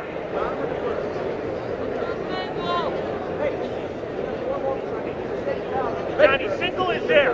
Okay, they're back on their feet. Choice was that Parker's choice? I believe it was. Yeah. Parker's got a problem with his headgear. It's now down around his eyes again. Can't see. Johnny, move left, move left. Move left, single is there. Snap. Make a little adjustment More on snap. that. Looks like it's a little loose. Johnny, more snap.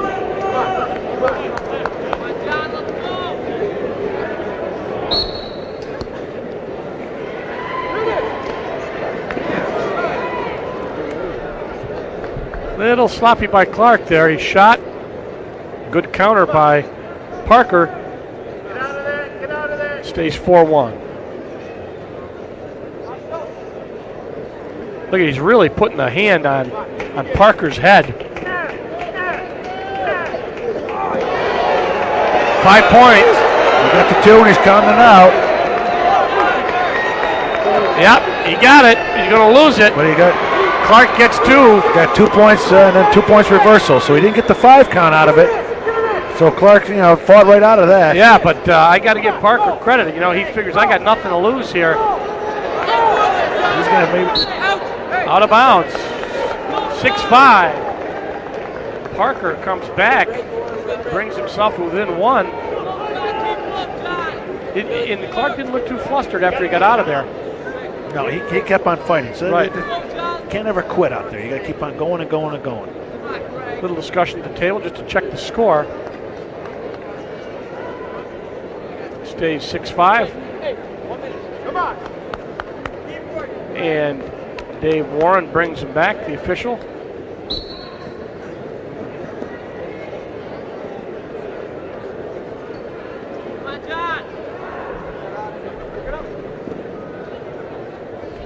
John Clark.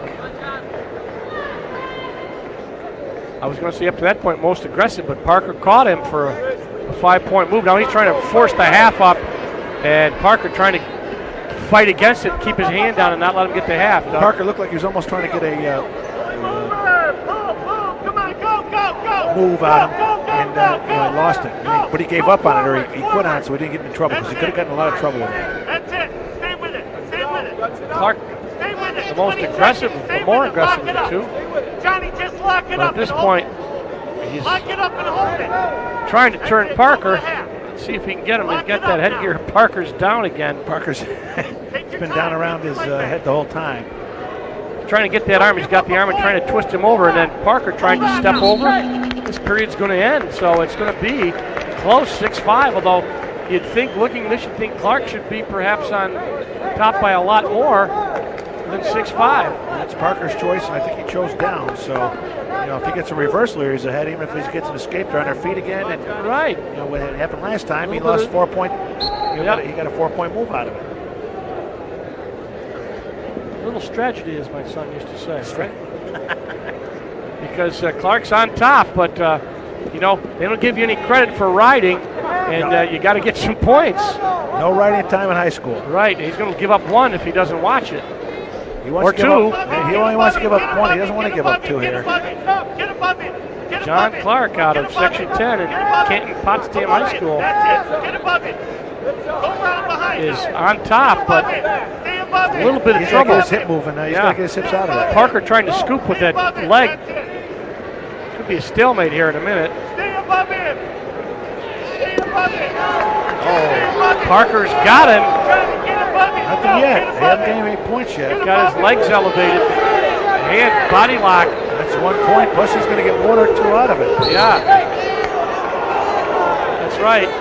So Clark in a bit of trouble as they tie it up. Parker ties it up. A minute 5 left. Now, this might be a time that Clark might want to let him up. Okay, unless you feel, let him up, give him the 1 point, and then takedown's going to win it. Whoever gets the takedown's going to win. Right, because, I think it's exactly what he's going to do. Because he has not been able to really turn it. He hasn't really come close. No, he hasn't. That's a smart move. And he's spent a lot of energy out. Right. He's got to fight. Oh, they got it right there. He got Parker. He might be able to get. Gonna get some back. No, did not got one.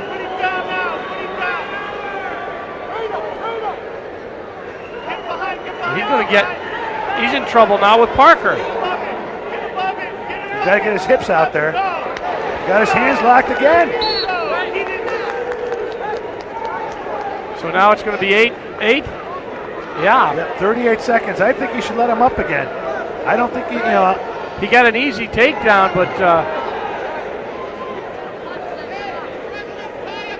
I think he doesn't want to wait too long, or if he lets with a tie match like this, I think he's got to let him up again and try to take him. Especially he took him down fairly quickly the last time. I don't know if he's going to be as lucky then. You can see it right here. Boom, he shoots in nice. And he popped his head out, got the 2 points. Right, Parker almost had back points. Parker was trying to elevate him, didn't work. And one of the things is how many times if you use those hands again, it's 2 points. Right, that's what I Next time thought. he locks his hands, 2 points. Yeah. It's 1, then 2, and then if he does it 3 times, another time after that. Oh, that was his second injury timeout. He has choice of position he wants to do. He doesn't have to give him a point. 8-8 is the score. I think Parker's in a little bit of trouble here. If he's got that cross face on him. Should get behind him and get the points. He's got to score. Drag him by. Let's see what he does. Nothing yet. There's two. So Clark. That's nothing yet. They still got 13 seconds. The way this a lot of time. Been going. Parker has been very tough. Let's see if he can come up with something. 5 seconds. It doesn't look like he's going to be able to get out. Another great bout. Boy, I tell you, these finals have been the best I've seen in a long time. So a 2-time state champ, John Clark, but he really was pushed by Parker. Parker out of Shenandoah gave him a great fight, but John Clark out of Canton Potsdam High School is going to win for the second time. I guess that's why these guys in the finals, every match seems like it's been going. Nobody's given up, nobody's quit. Boom, they've gone the whole time. Been extremely exciting, and the next one should be too. We move up to 160 pounds out of Section 6. Eddie Pollock, Southwestern High School in Lakewood in Section 6, Buffalo area. His opponent, Joe Patrick, out of Connecticut High School in Section 11. Section 11 dominating these finals with bodies, Doug. A lot of people from Section 11 in here. And they're in first place for overall team standings, too. Pollock out of Southwestern shoots, gets behind Patrick. 2 points. Both guys undefeated. Pollock 45-0. Patrick 32-0. Both seniors. I said Patrick Petrolik. Oh, nice move. Right. Look at a standing Granby type of move. So Patrick's going to let him up. 3-2.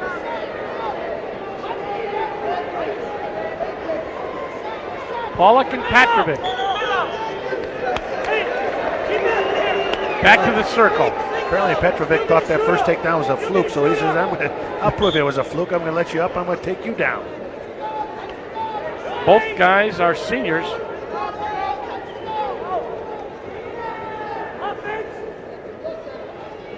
Petrovic, two-time county champ. Pollock, and then Park State Games gold medalist. So both guys had a lot of experience for the first time in the finals.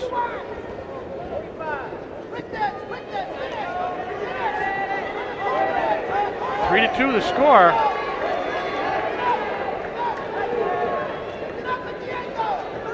Got to try to double up on that. He's got that single, but he's not going to be able to finish it off unless he blocks or somehow trips it on the leg. He can try to sweep it, or he can try to go down to a double. They go out of bounds in front of us.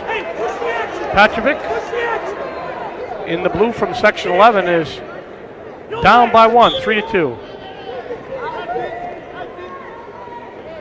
Down to about, 15 seconds now in this first period.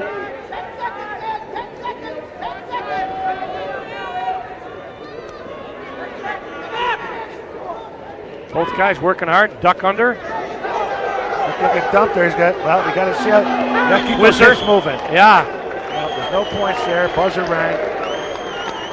Petrovic got in deep, but then Pollock countered and had a whizzer at the end as the buzzer sounded, so no damage. But a lot of action in all of these matches so far. As we look, our officials, Mike Letcher, the head official, one of your old wrestlers, Doug. Yep, Petrovic had choice. He chose neutral. So they're back on their feet. We're seeing a lot of this, but most of the, it's been good because they've been all the wrestlers have been fairly aggressive on their feet, working for the takedown. Pollock's in there tight, but he's got to be able to come up with that. There's a stalemate. Stalemate, they go back to the center. 3-2, a 1-point match. You got to finish that off. You got in there nice on that single leg, but you got to come up with that right away and look somehow to trip or sweep that back leg or go to a double leg. Shoot, Pollock. There he goes. Oh, nice move. See how he blocked that back the other leg? There, he just got the 2. So Pollock gets 2 more, makes it 4-2. 5 as they add the 1 more, I'm sorry. Petrovic on the bottom, trying to get up. He's up. He's going to come up, go down on that single leg. He's got to come up with that, or he's going to... Down on the ankle goes Pollock. Under a minute here in this second period. Petrovic trying to get that crotch. There's a stalemate, I'm sure, yes. They go back to the center. 5-2 is the score. Pollock on top by 3.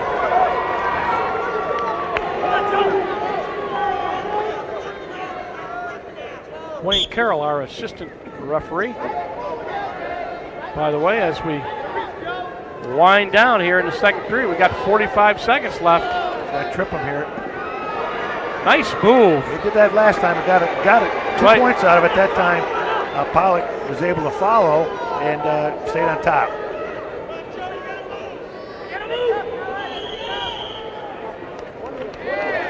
Stalling. He's just been riding. He hasn't come out. He hasn't tried to throw any pinning combinations. And like I said, I think the officials have been very consistent with that call. And we've seen it a couple times from the top man.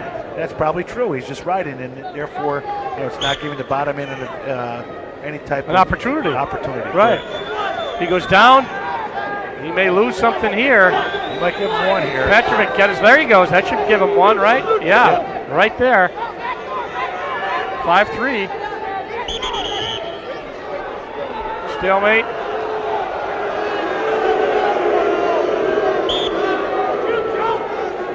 Oh, down low early. He's got to trip Pollock. that leg. Nope. Yeah. 2. See how the other time when he got in there, he stayed down. This time, both times, the last 2 times he's gotten a takedown, got that double leg, come up with it, and then tripped or swept the back leg or lead leg and got the takedown out of it. So just like that, it goes to a 7-3 lead for Pollock. We've seen this before. He's got to work up. Petrovic trying a little bit of look like an inside switch.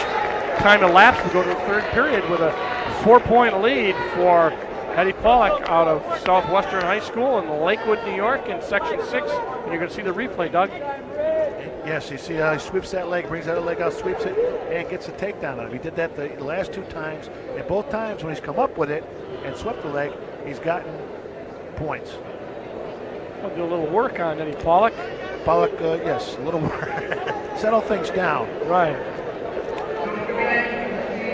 I'd give him an affectionate smack in the head. I've done that several times myself. It's, Yeah. Okay, we're all set here. Yeah. Just let me get your attention. All right, we are underway again. Pollock draws a neutral position. 2 points. 2 points. He's got the leg in. Not sure why. 7-5.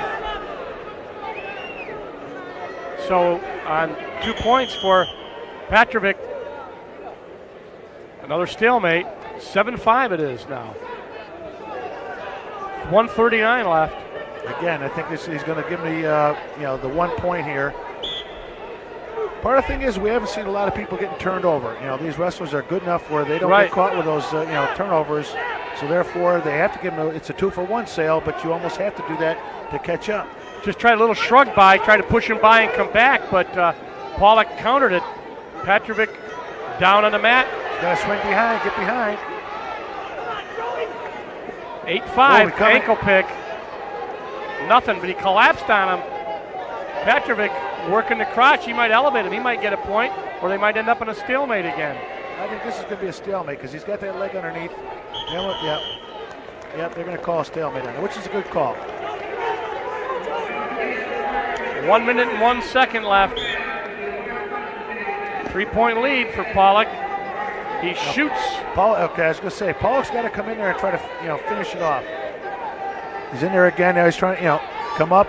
Looked like he was looking. He's way down. Now the crotch, always for Petrovic, goes for the crotch, trying to elevate him. Last time he got points out of it. Yeah. So. He's got to keep his head up and out and hope for a stalemate. They get another one. So Pollock looks a little tired there, a little hurt on the bottom. If it's injury time, this is his second injury time. Okay, now Petrovic will have choice of what he wants to do. That's a new rule where on the second injury time, you can have your choice of what you want. He might, at this opportunity, choose to take down, try to get an escape, and get 2 points for takedown. Because he's 3 points down now. If he still stays on his feet, he gets a takedown. He's got to let him up, and it's a tie again.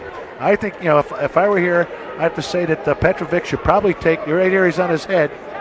He's got that crotch lift in there, so I'm sure that That's that. Well, obviously that's the problem, Pollock. That crotch lift is taking a little bit out of him, and he's going to have to come back from it.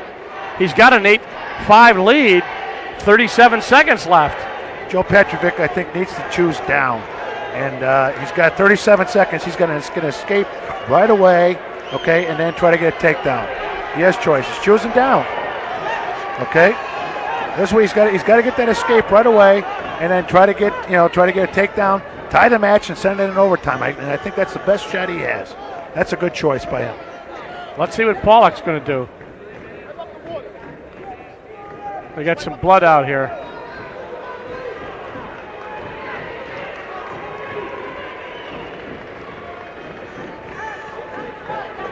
Okay, after they get the blood off the mat, they're set to go. Pollock on the leg. Petrovic trying for the crotch. 25 seconds. Now he can't take. Potentially dangerous. Pollock can't take, and if he takes another injury time, it's all over. You Is can that only right? take 2. Yes. Okay. So he can't get another injury time. If he does, the match is over, and Petrovic wins. Caution for Pollock. Petrovic needs to score early here now. We have seen Pollock do this a lot. He has gone for Petrovic's leg.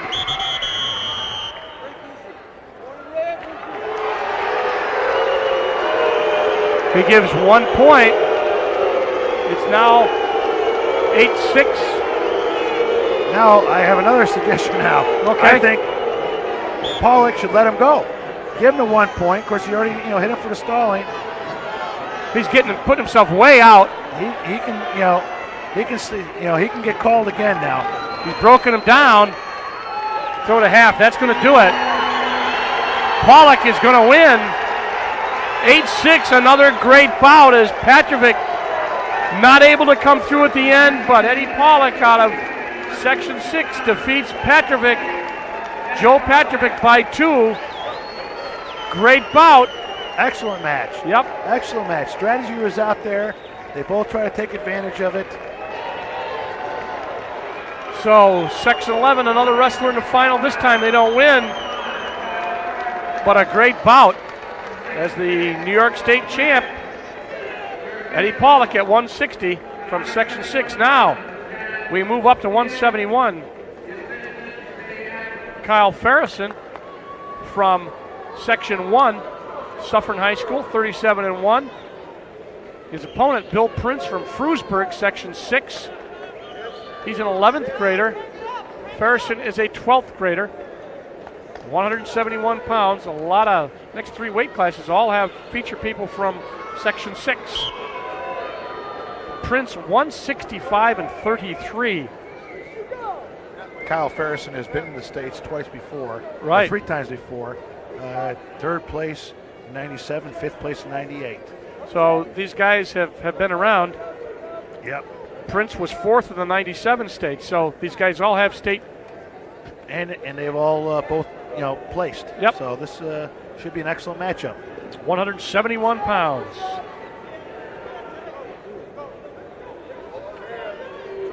Farrison in the blue, Section 1. Prince only an 11th grader. He's already got 165 wins. He's 11th grade. Our officials, John Scheel and Dave Essex, no point shot. They haven't had to do anything other than watch. Out of bounds. They make a call. Farrison back to the center.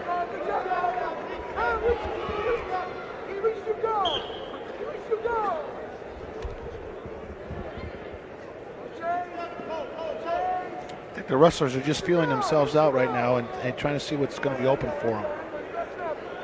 Both tall, lanky, 171 pounders. Both strong. Shot by Prince, countered by Farrison.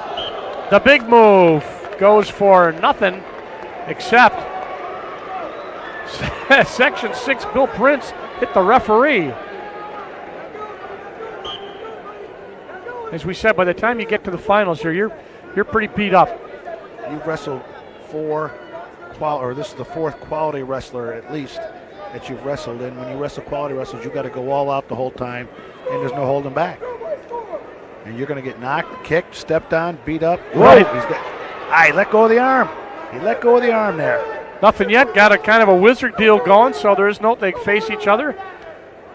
Prince fights his way back out, and Farrison takes him back to the center. Farrison let that arm slip through. If you cut that arm, he might have got that fireman's out of it. He let it slide through.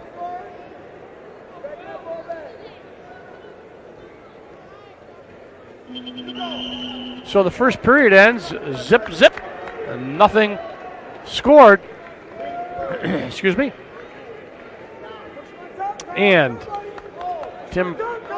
Bill Prince, who was coached by Tim Prince, takes down. So the junior gets a point. Nice Escape. move. Yes. Nice move. Exploded on that whistle. He cleared his arms and got the 1-point escape. First point in the match. 1 point on an escape.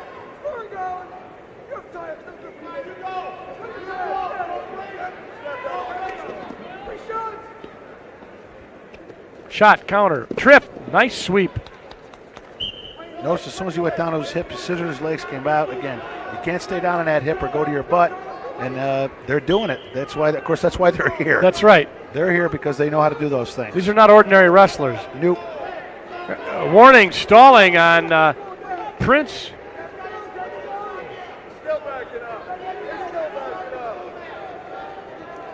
Yeah, Prince has been backing up a little bit. I think that's the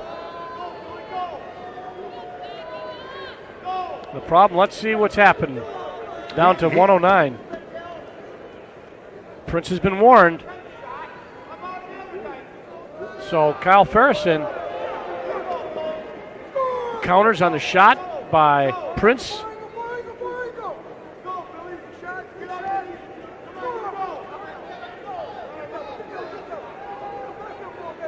Definitely Ferrison's been the aggressor, and if Prince doesn't watch out, he's going to get hit for another point, or get hit for a point here, which will tie the match up. He's up by 1, 38 seconds left. It's going out of bounds. He needs to get a shot in here just to, calm the referee down. I'm sure the referee's thinking, let's go, I can hit you for a point real quick. He stepped back right there. Yeah, he better get a shot in there. The referee's right now is considering it. The fans have considered it, and they're going to give him one, but that doesn't count. Shot. Prince. He just saved himself a point there with that shot. And whether, even if he doesn't get the takedown, right, he's got one here now anyways. He's still got a 1-point lead. He's got those legs, but he's got to get his head out. Right, he's got him really in that little crab shot. Gets 2 points. Whoa. Right at the end, Bill Prince comes up with 2 points. And they're going to get ready to go right now, third period. So it's a 3-0 lead, and he lets him up. It's 3-1. Prince on top. Ferrison right back where he's been. I don't know if I would like to be up. He's had some problems on his feet. Right. I'm not so sure. Unless he feels very uncomfortable riding, I think I would have, with a 3-1 match, I would have ridden him for a while just to see what it's like, because he could get hit for a point for stalling. Yeah, as you said, blocking right off and trying to. Yeah, that official's got in the back of his mind. Yeah, he hasn't done much. No, he's. Therefore, John Shale is he's looking at him. It's only a 3-1 lead. Takedown, shot, counter, but Ferrison's taking it to him. There it is, right there. Yeah, 3-1. It's 3-2 now. Yep. And 3-2. Hey, he could get hit again. There's 1:08 left in this match. Right. He hasn't done much at all. And once you get that mindset in the official's mind, I really think that they all of a sudden, okay, hey, I've already called him. That first warning, first point is hard to get. I think that's his father there, and they had to tell him to sit down. And Prince. Still backing up. Yeah. Well, Ferrison shoots. Both guys are well matched. It's just a question of 45 seconds left. Can Ferrison score, or can Prince get called again for stalling? I'm telling you, and the fans aren't helping him at all. No, because they're not happy, and it's a tough call by the official. Shot. Prince shoots. Saving a little bit of time right there. Stalemate. Injury time.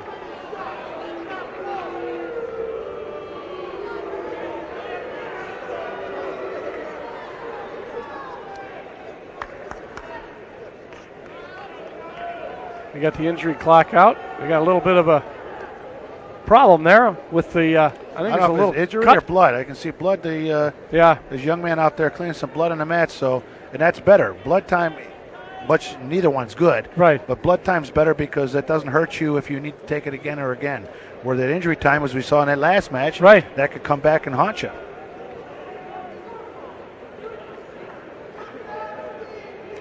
Now, can you give advice when you're out there? You're not. No, blood time. You're not supposed to give any advice. Looks like they are, though. Either that or he's just chatting. I doubt that. Looks like, again, it's not a nose. Looks like there's some type of cut possibly on the head. We've had a couple of noses, which is normal, but we've had a couple of things up on the head there, and they're going to put the little pad up there and then and put the headgear right over the pad. There's only 23 seconds left. Doesn't have to hold for long. But the problem is that Prince is up by 1, has been called for stalling once, and has not really done much after that call, Doug, and has been kind of backing up. He really needs to get in there, even if it's on a single leg, and lock his hands around there. Not necessarily get the takedown, but just to say, hey, I shot once here. Yeah. He needs to, if he doesn't shoot between now and the end of the match, he'll get hit again. I almost guarantee it. 23 seconds left, and he has shot a couple of times, but it's the amount of time that between shots. He's also backing up. There's that shot. There's a shot. That if he doesn't get, that should save him. That should save him. I looked at the clock. Whoa! Face. Ferguson almost got it. 5. He's just going to have to sit there. This is a strategy thing. And Bill Prince from Frewsburg is going to come up with a 1-point decision. He wrestled a good match. He did what he had to do. And he won the match. You said it right. He did what he had to do. And Bill Prince out of Frewsburg in Section 6 comes up with a state championship as he defeats Kyle Ferguson in another great bout. And we'll be right back as you look.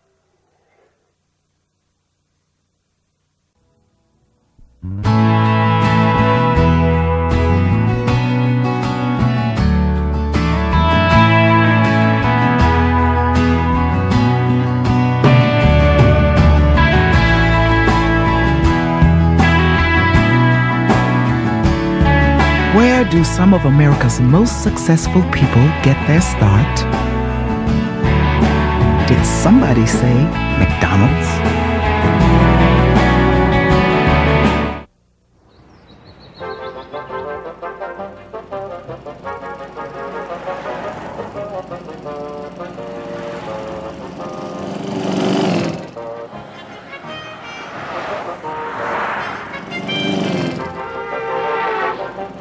Our district golf pass offers free play on so many New York State golf courses, we've given new meaning to the term longest drive.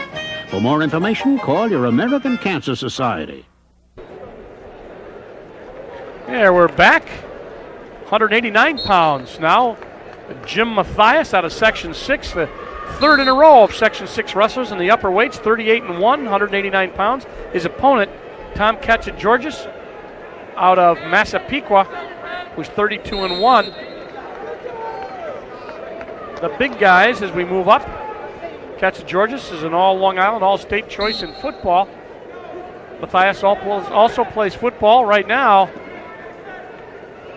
Katsageorgis is working, but hasn't gotten anything yet.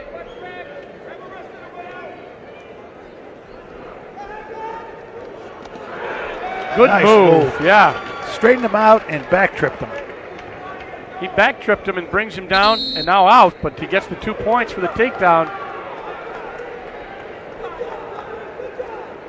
189 pounds, Section 6 versus Section 8.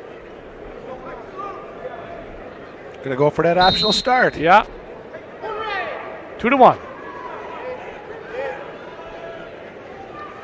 Katsageorgis obviously feels very confident on his feet, Doug.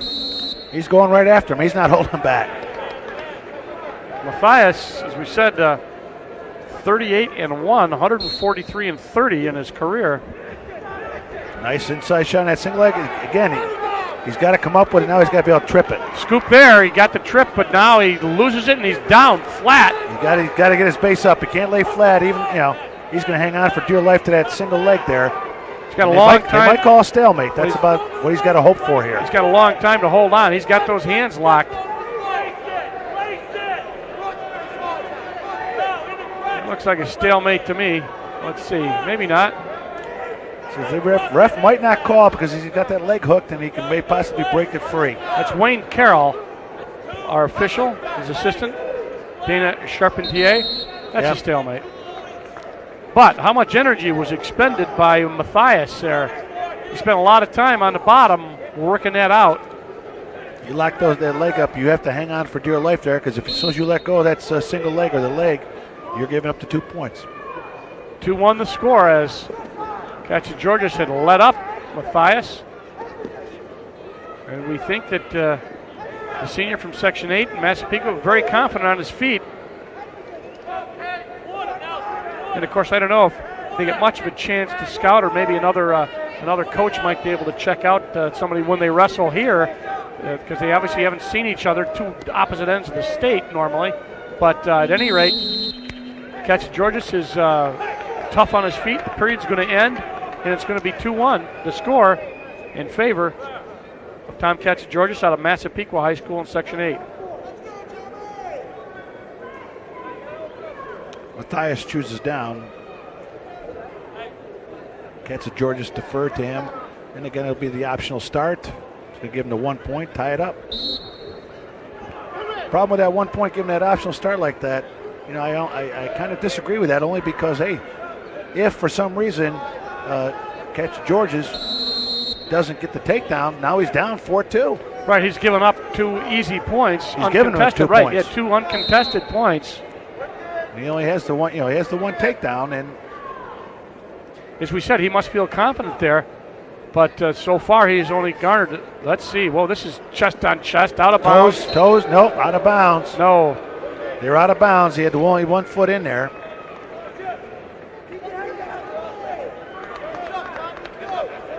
A lot of upper body throw there by.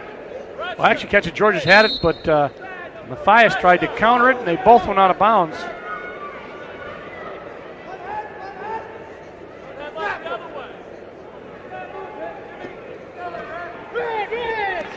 Okay, yeah, they're warning Matthias for stalling.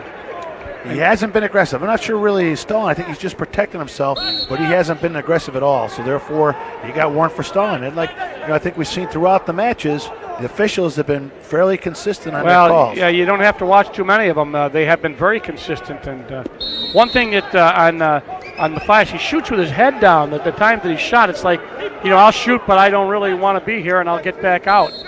Well, he goes in, and the one time he did shoot, he got hooked onto that single leg and hung on for dear life. He really wasn't.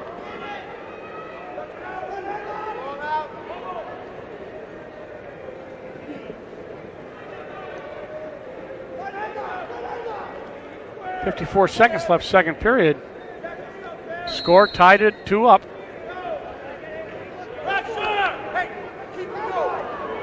This is one of the slower bouts, and it's been good. But I'm just, it's not being critical, just making a comment in one of our breaks, talking to people saying they can't remember a state when it has been so exciting, had so many great matches. Yeah, we're going to get a point for stalling, so Matthias has been hit with a point. And Catch George's takes a 1 point lead. 25 seconds left in this second period.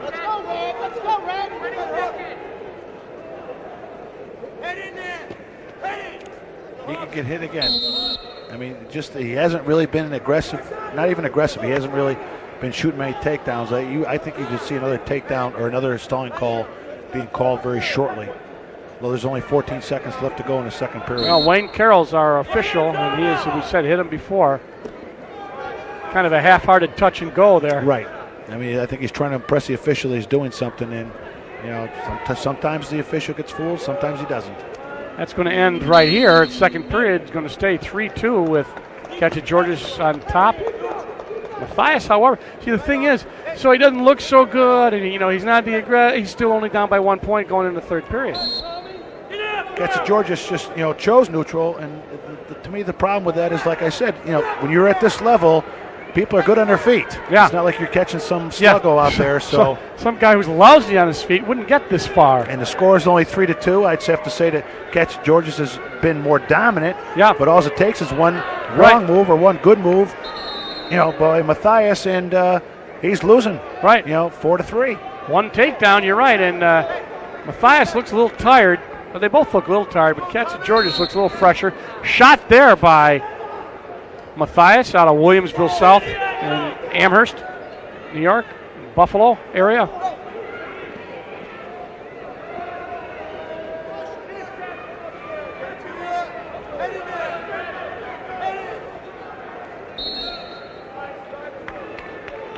These guys look a little tired.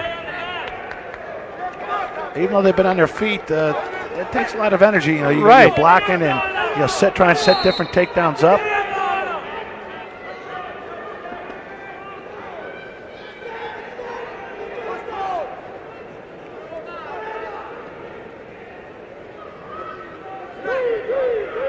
All right, Green now warned for stalling, so Catch George's has been warned. They both look tired. I'll say that. This is you get these upper weights. These guys are big and strong, and that weight on top of you, even when you're just tying up. Right, and they're carrying that extra weight around. So it's.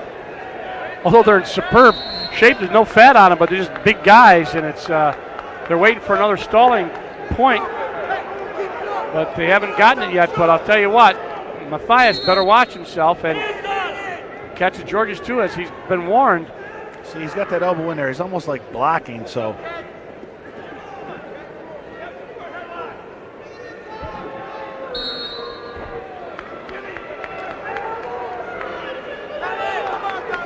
Fans calling for a little action here. We're down to 40 seconds left in this 189-pound New York State Championship. Jim Matthias from Section 6 and Tom Katsageorgis from Section 8. Nothing yet. As they stay 3-2, Katsageorgis is on top. He's tired. Yeah, he is tired. If he pushes him here, he's been warned already, so he needs to get in there. He's been pushing around. I don't really think that. We're down to 20 seconds. He's got to hook, scoop that leg. He's got a crossface there. Hook the ankle, get the foot. A little bit of action. They're both tired. Katsageorgis looks real tired. 7 seconds left. He could get hit though if he backs up. Right. He doesn't. Matthias shoots, but it doesn't look like he's going to be able to pull it off, and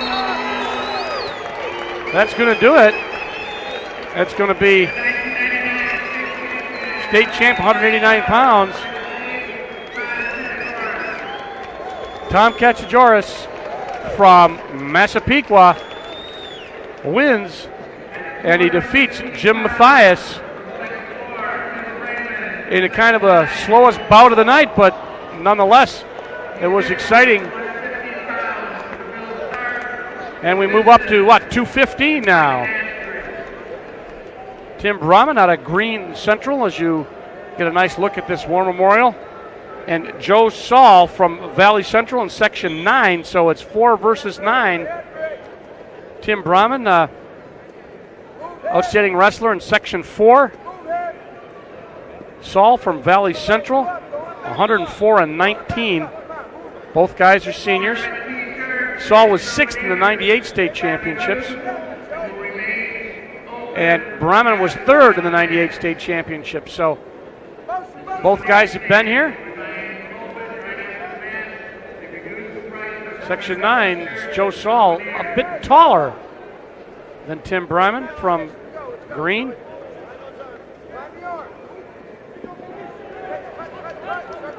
The returning state champ at this way was Josh Itu, was beaten on the way up, so yes, that happens.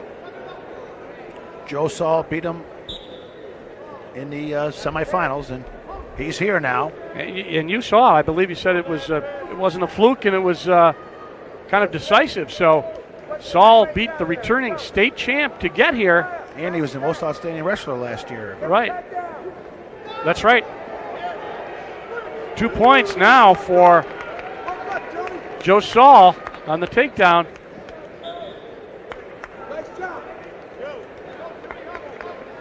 Valley Central High School, Joe Saul. 36-2, 20 pins. Boy, he's a long, lean 215, isn't he? He's a big boy.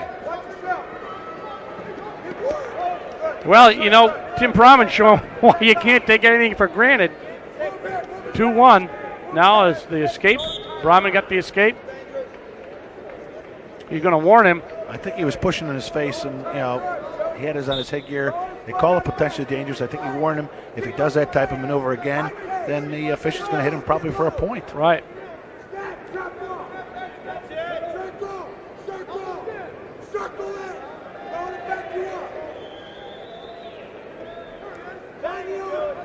Big height difference, you can see that. Brahman gets behind, nothing yet. Joe Saul, the taller of the two, fighting and turning. They're out of bounds. Whoa. Calling for intentionally going out of bounds and gave him 1 point. They're going to talk it over here. The official, Bill Stark, with Mike Nastry, stays. It stayed. He talked it over to the official. The other official wasn't sure, and his ruling's what counts. 2-2.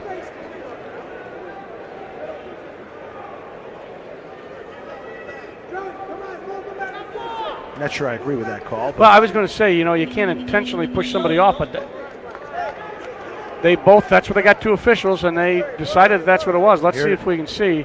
See, they call him for intentionally going out of bounds.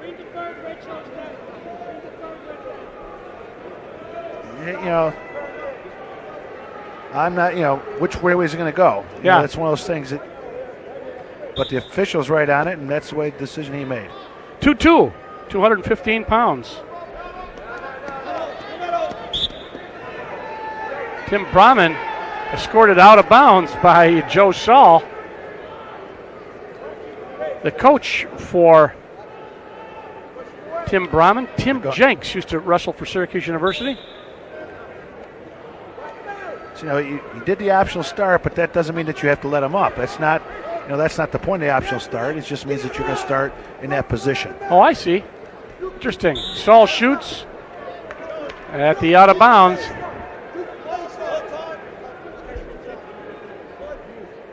We got timeout here. Blood time, I believe. They're going to work on Tim Brahman out of Green High School.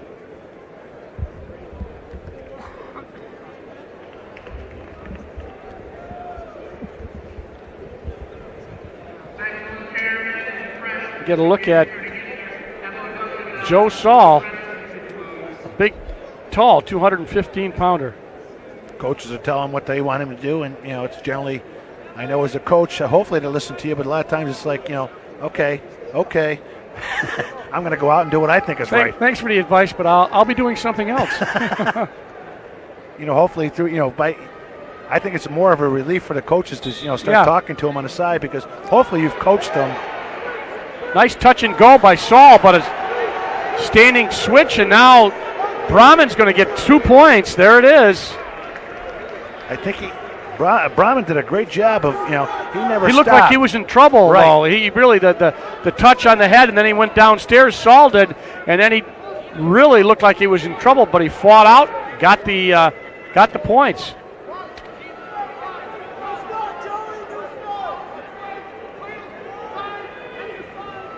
He's got the cradle. Way out in front is Brahman. He got that leg dug. Right. He's going to try to take him over. He's awful tall. Yep. He's awful tall to do that with. Out of bounds. Yeah. Let's take a look at the replay. He should have had him here. He actually got off to the side, too far to the left, and Brahman didn't, he just kept on going. He didn't stop. Saul kind of gave up on it a little bit, I thought. He actually came off too much to the side instead of staying right on top of him. Brahman looks like a tough rider here. Yeah, he broke him down pretty quickly. Yep. 2-on-1. Now, of course, remember, on top, you got to try for something, and on the bottom, you just can't. If I were to say something here, I'd have to say that I would have to call Saul for stalling at this point, if they're going to call anybody or warn anybody. Right. Because he's got to come up off his base. There he's up, but Brahman riding him. Oh, he's got the arm up. He drops it. We're down to 15 seconds left in the second period. Headlock attempt by Saul. Doesn't work. And that's just try about. To teach your kids, never reach back for that head because, he can spin around. That's going to end the second period with a 5-2 lead for Tim Brahman out of Green, New York, Green Central High School. I was impressed the way he rode. Yes, I was too. Saul's definitely the taller, bigger guy, but Brahman just broke him down and stayed right on top of him, pressed him. Let's see what kind of a move Saul's got. Stood up, crotch in a drive by Brahman. He's tough. I'm impressed. Just the way he stays tight hips. Yeah, and broke him right down. In the third period of the championship, 215 pounds. Tim Brahman and Joe Saul out of Valley Central on the bottom in the blue, and also on the bottom in the score department by 3 at 5-2.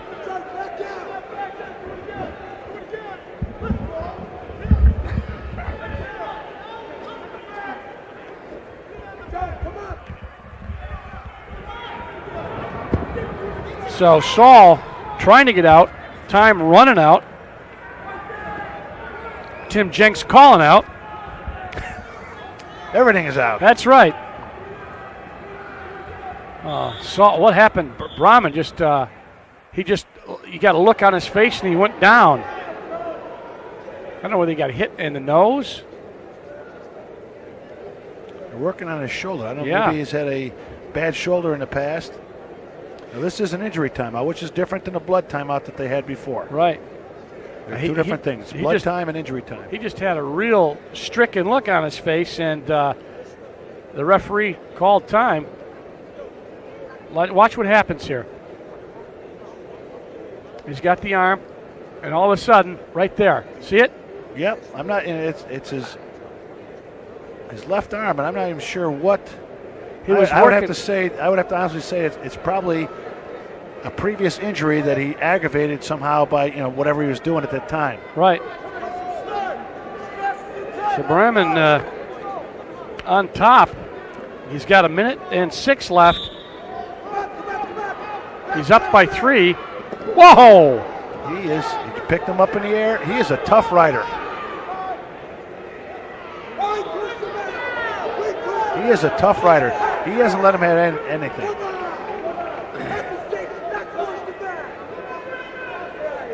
Coach, Joe Saul's coach, on the edge, out of control.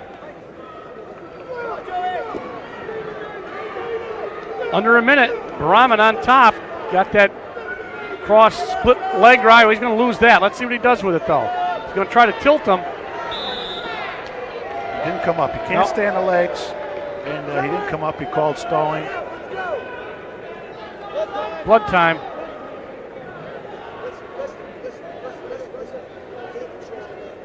There's Brahman going to go over and get a little bit of cotton, perhaps, put in his nose. Right. He lifts him up here, and you watch him. Just tips him over, and he's a good 6 to 8 inches shorter. Yeah, he is. But he lifted him right up and took him right down. He's got that little base, that short, stocky base. Right? I know that feeling. Yeah. There's his coach. I'm sure they're giving him some last minute. There's only 40 seconds left. He's down by 3, and he's down. He doesn't want to actually get 2. He wants to get 1, and then try to get a takedown. Right. And of course, what Brahman can hold on as long as possible, give him the 1 and not give up any reversal, and then just try to fight him off for the rest of the time. So we'll see what happens. Well, 40 seconds can be a lifetime. Oh, too. yeah.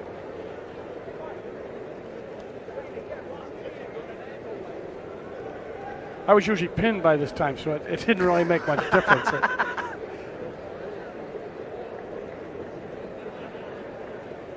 Look at the coaches as they work on Brahman's nose and the blood.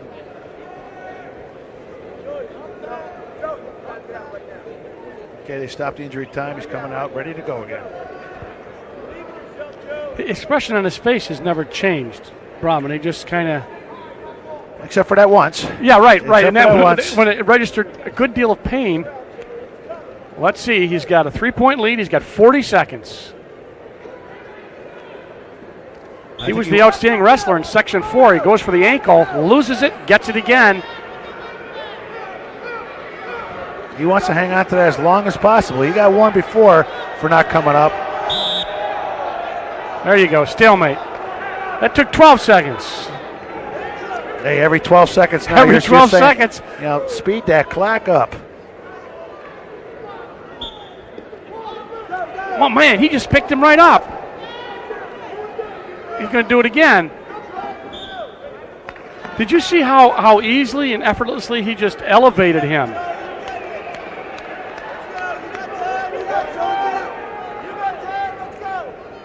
Let's see.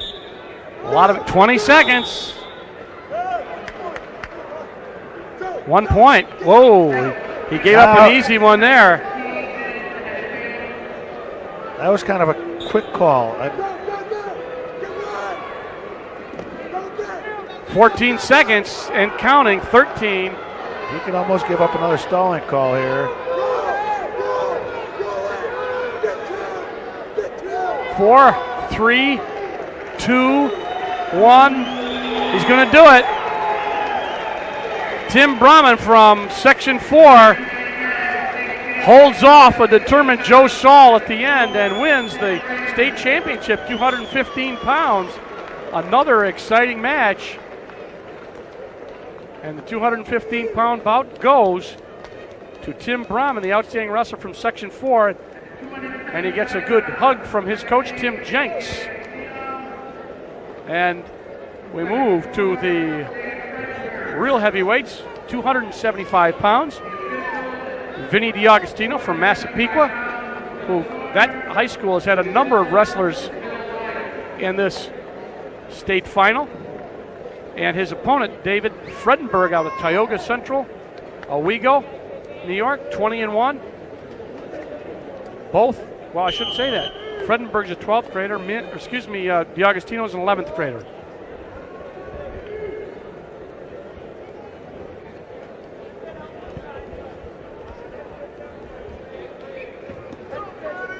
You know, it used to be, Doug, you put 275 pounders out there, they look like they weigh 275. I know these guys don't have to weigh 275, but they look like athletes. Yes, I think that's something that's changed, where the heavyweights and the unlimited wrestlers are no longer the big fat kids on the block. They're well-tuned athletes. And there is no score, and David Fredenberg, a little bit taller than his opponent, Vinny DiAgostino. Oftentimes, you don't get that many matches during the year, right? Only tournaments. I mean, I can't believe that many high schools have 275 pounders. Maybe these guys wrestled 215 at one point too. They could. Yeah. You can't weigh less than 215 pounds. You can't weigh more than 275 pounds. So it's between a wide range, right? Yeah. So and you can weigh 215 for a dual meet, and then that next Saturday, drink some water and weigh 216 and be able to go unlimited. Sure. Or what would be more fun, have burger and fries and go do 225. He's got to work the head here. He's got to get that head. Okay, stalemate. Billy Dorn, our main official. Bill Weigel, his assistant. Officiating has been amazingly consistent. I really think it has. I mean, you've got guys from all over the state here, and they don't always referee together, and they team them up, and I think it's a real credit to them of how well they referee. Of course, as you said before, we have the best wrestlers here. Well, we have the best referees from each section here also. So you're seeing the cream of the crop, and they're doing a very good job, as the wrestlers are also. DiAgostino's strong. He's got the leg, but he's on his knees. Fredenberg trying to get the crossface. He's got to control that head. There's only 13 seconds to go. Another stalemate. Fredenberg, as we said, taller of the two. His record is 86-23 in the career. Strangely enough, he also plays football. Both of them do. Yeah. That's a surprise. I think there's a good correlation between the two. I think so, especially 275. Yes. They go back to the center. That's going to just about do it right there. So the first period ends tied at nada. Defers. So DiAgostino from Massapequa High School defers.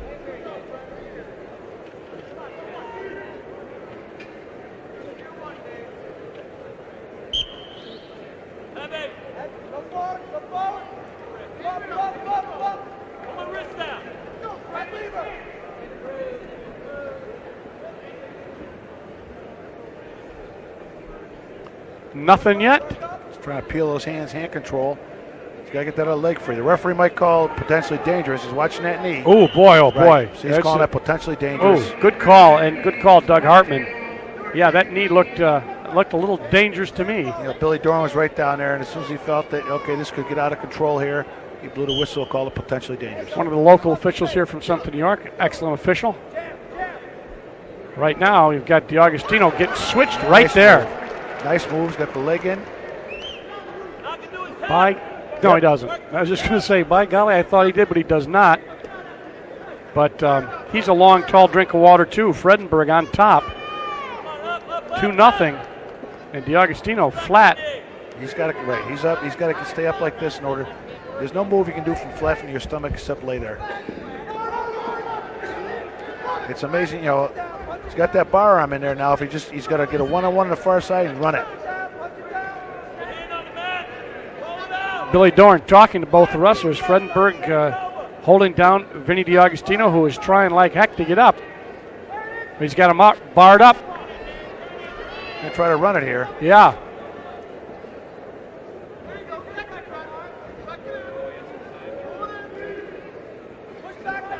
But I'll tell you what, he's a load. You just can't pick him up and throw him around. And Fredenberg's got that tall and lanky muscles, and he's having trouble. But I'll tell you, we're going to get blood time. Billy Doran called top man for stalling.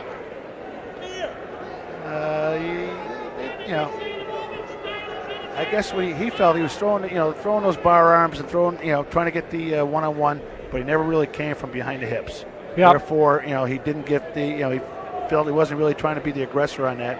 I'm not sure. I think maybe a better call might have been both men stalling. I didn't see DiAugustino doing too much either. No, I was going to say DiAugustino's kind of flat on the bottom there, but we shall see. And Bill Weigel talking to Bill Doran. So there has been a warning, although it's tough to turn DiAugustino. He's a tough guy. As they wait till they get Vredenberg's nose straightened out. Well, not straightened out. They just have to put some cotton in it. And it's in there. That's right. Now they have to clean them up to make sure all the blood is off. Right.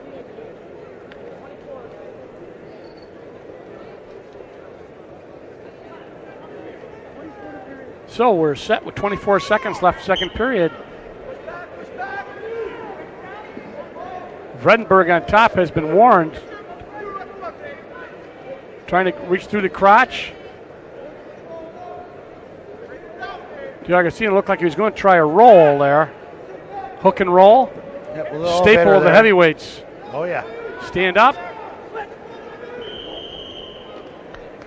Back in the middle. 1 second to go. Vredenberg lost his little plug there of cotton. He put it back in. So they got 1 second to go.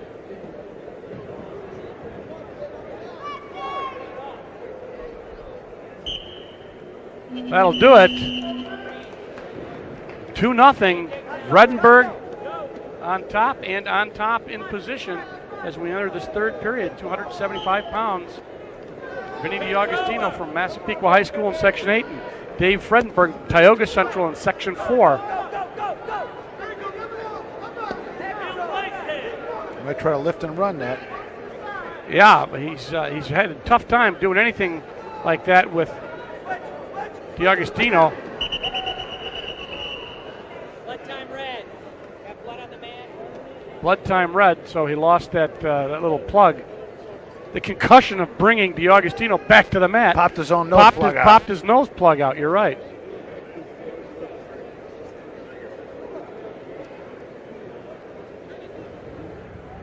So they clean the blood off the mat. They clean up Vinny DiAugustino.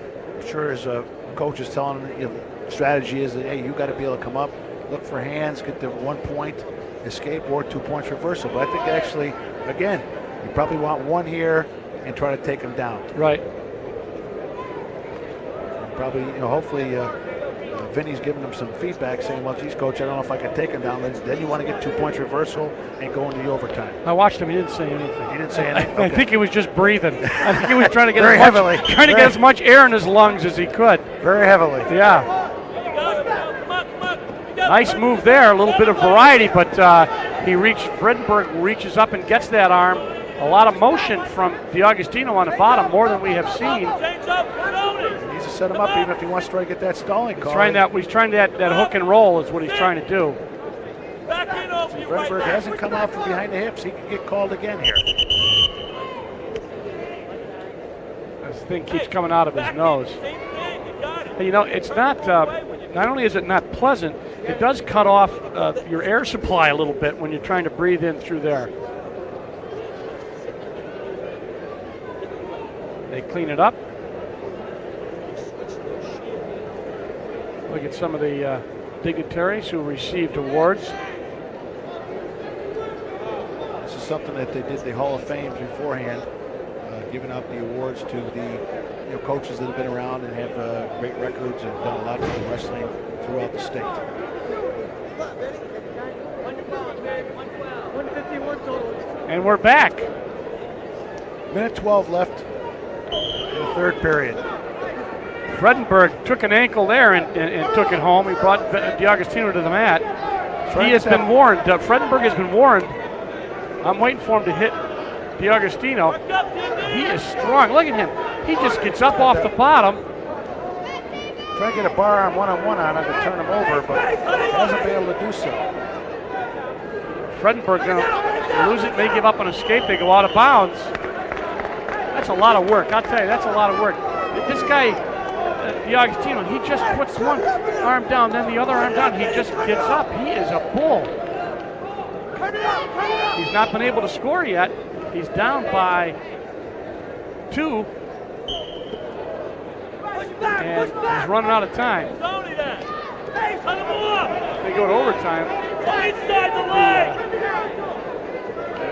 Interesting. Look at it. He lost it there. They are two equally matched wrestlers. Yeah. I think Billy Dorn is looking. I think he's looking at DiAgostino. He's thinking about, there it is. Yeah.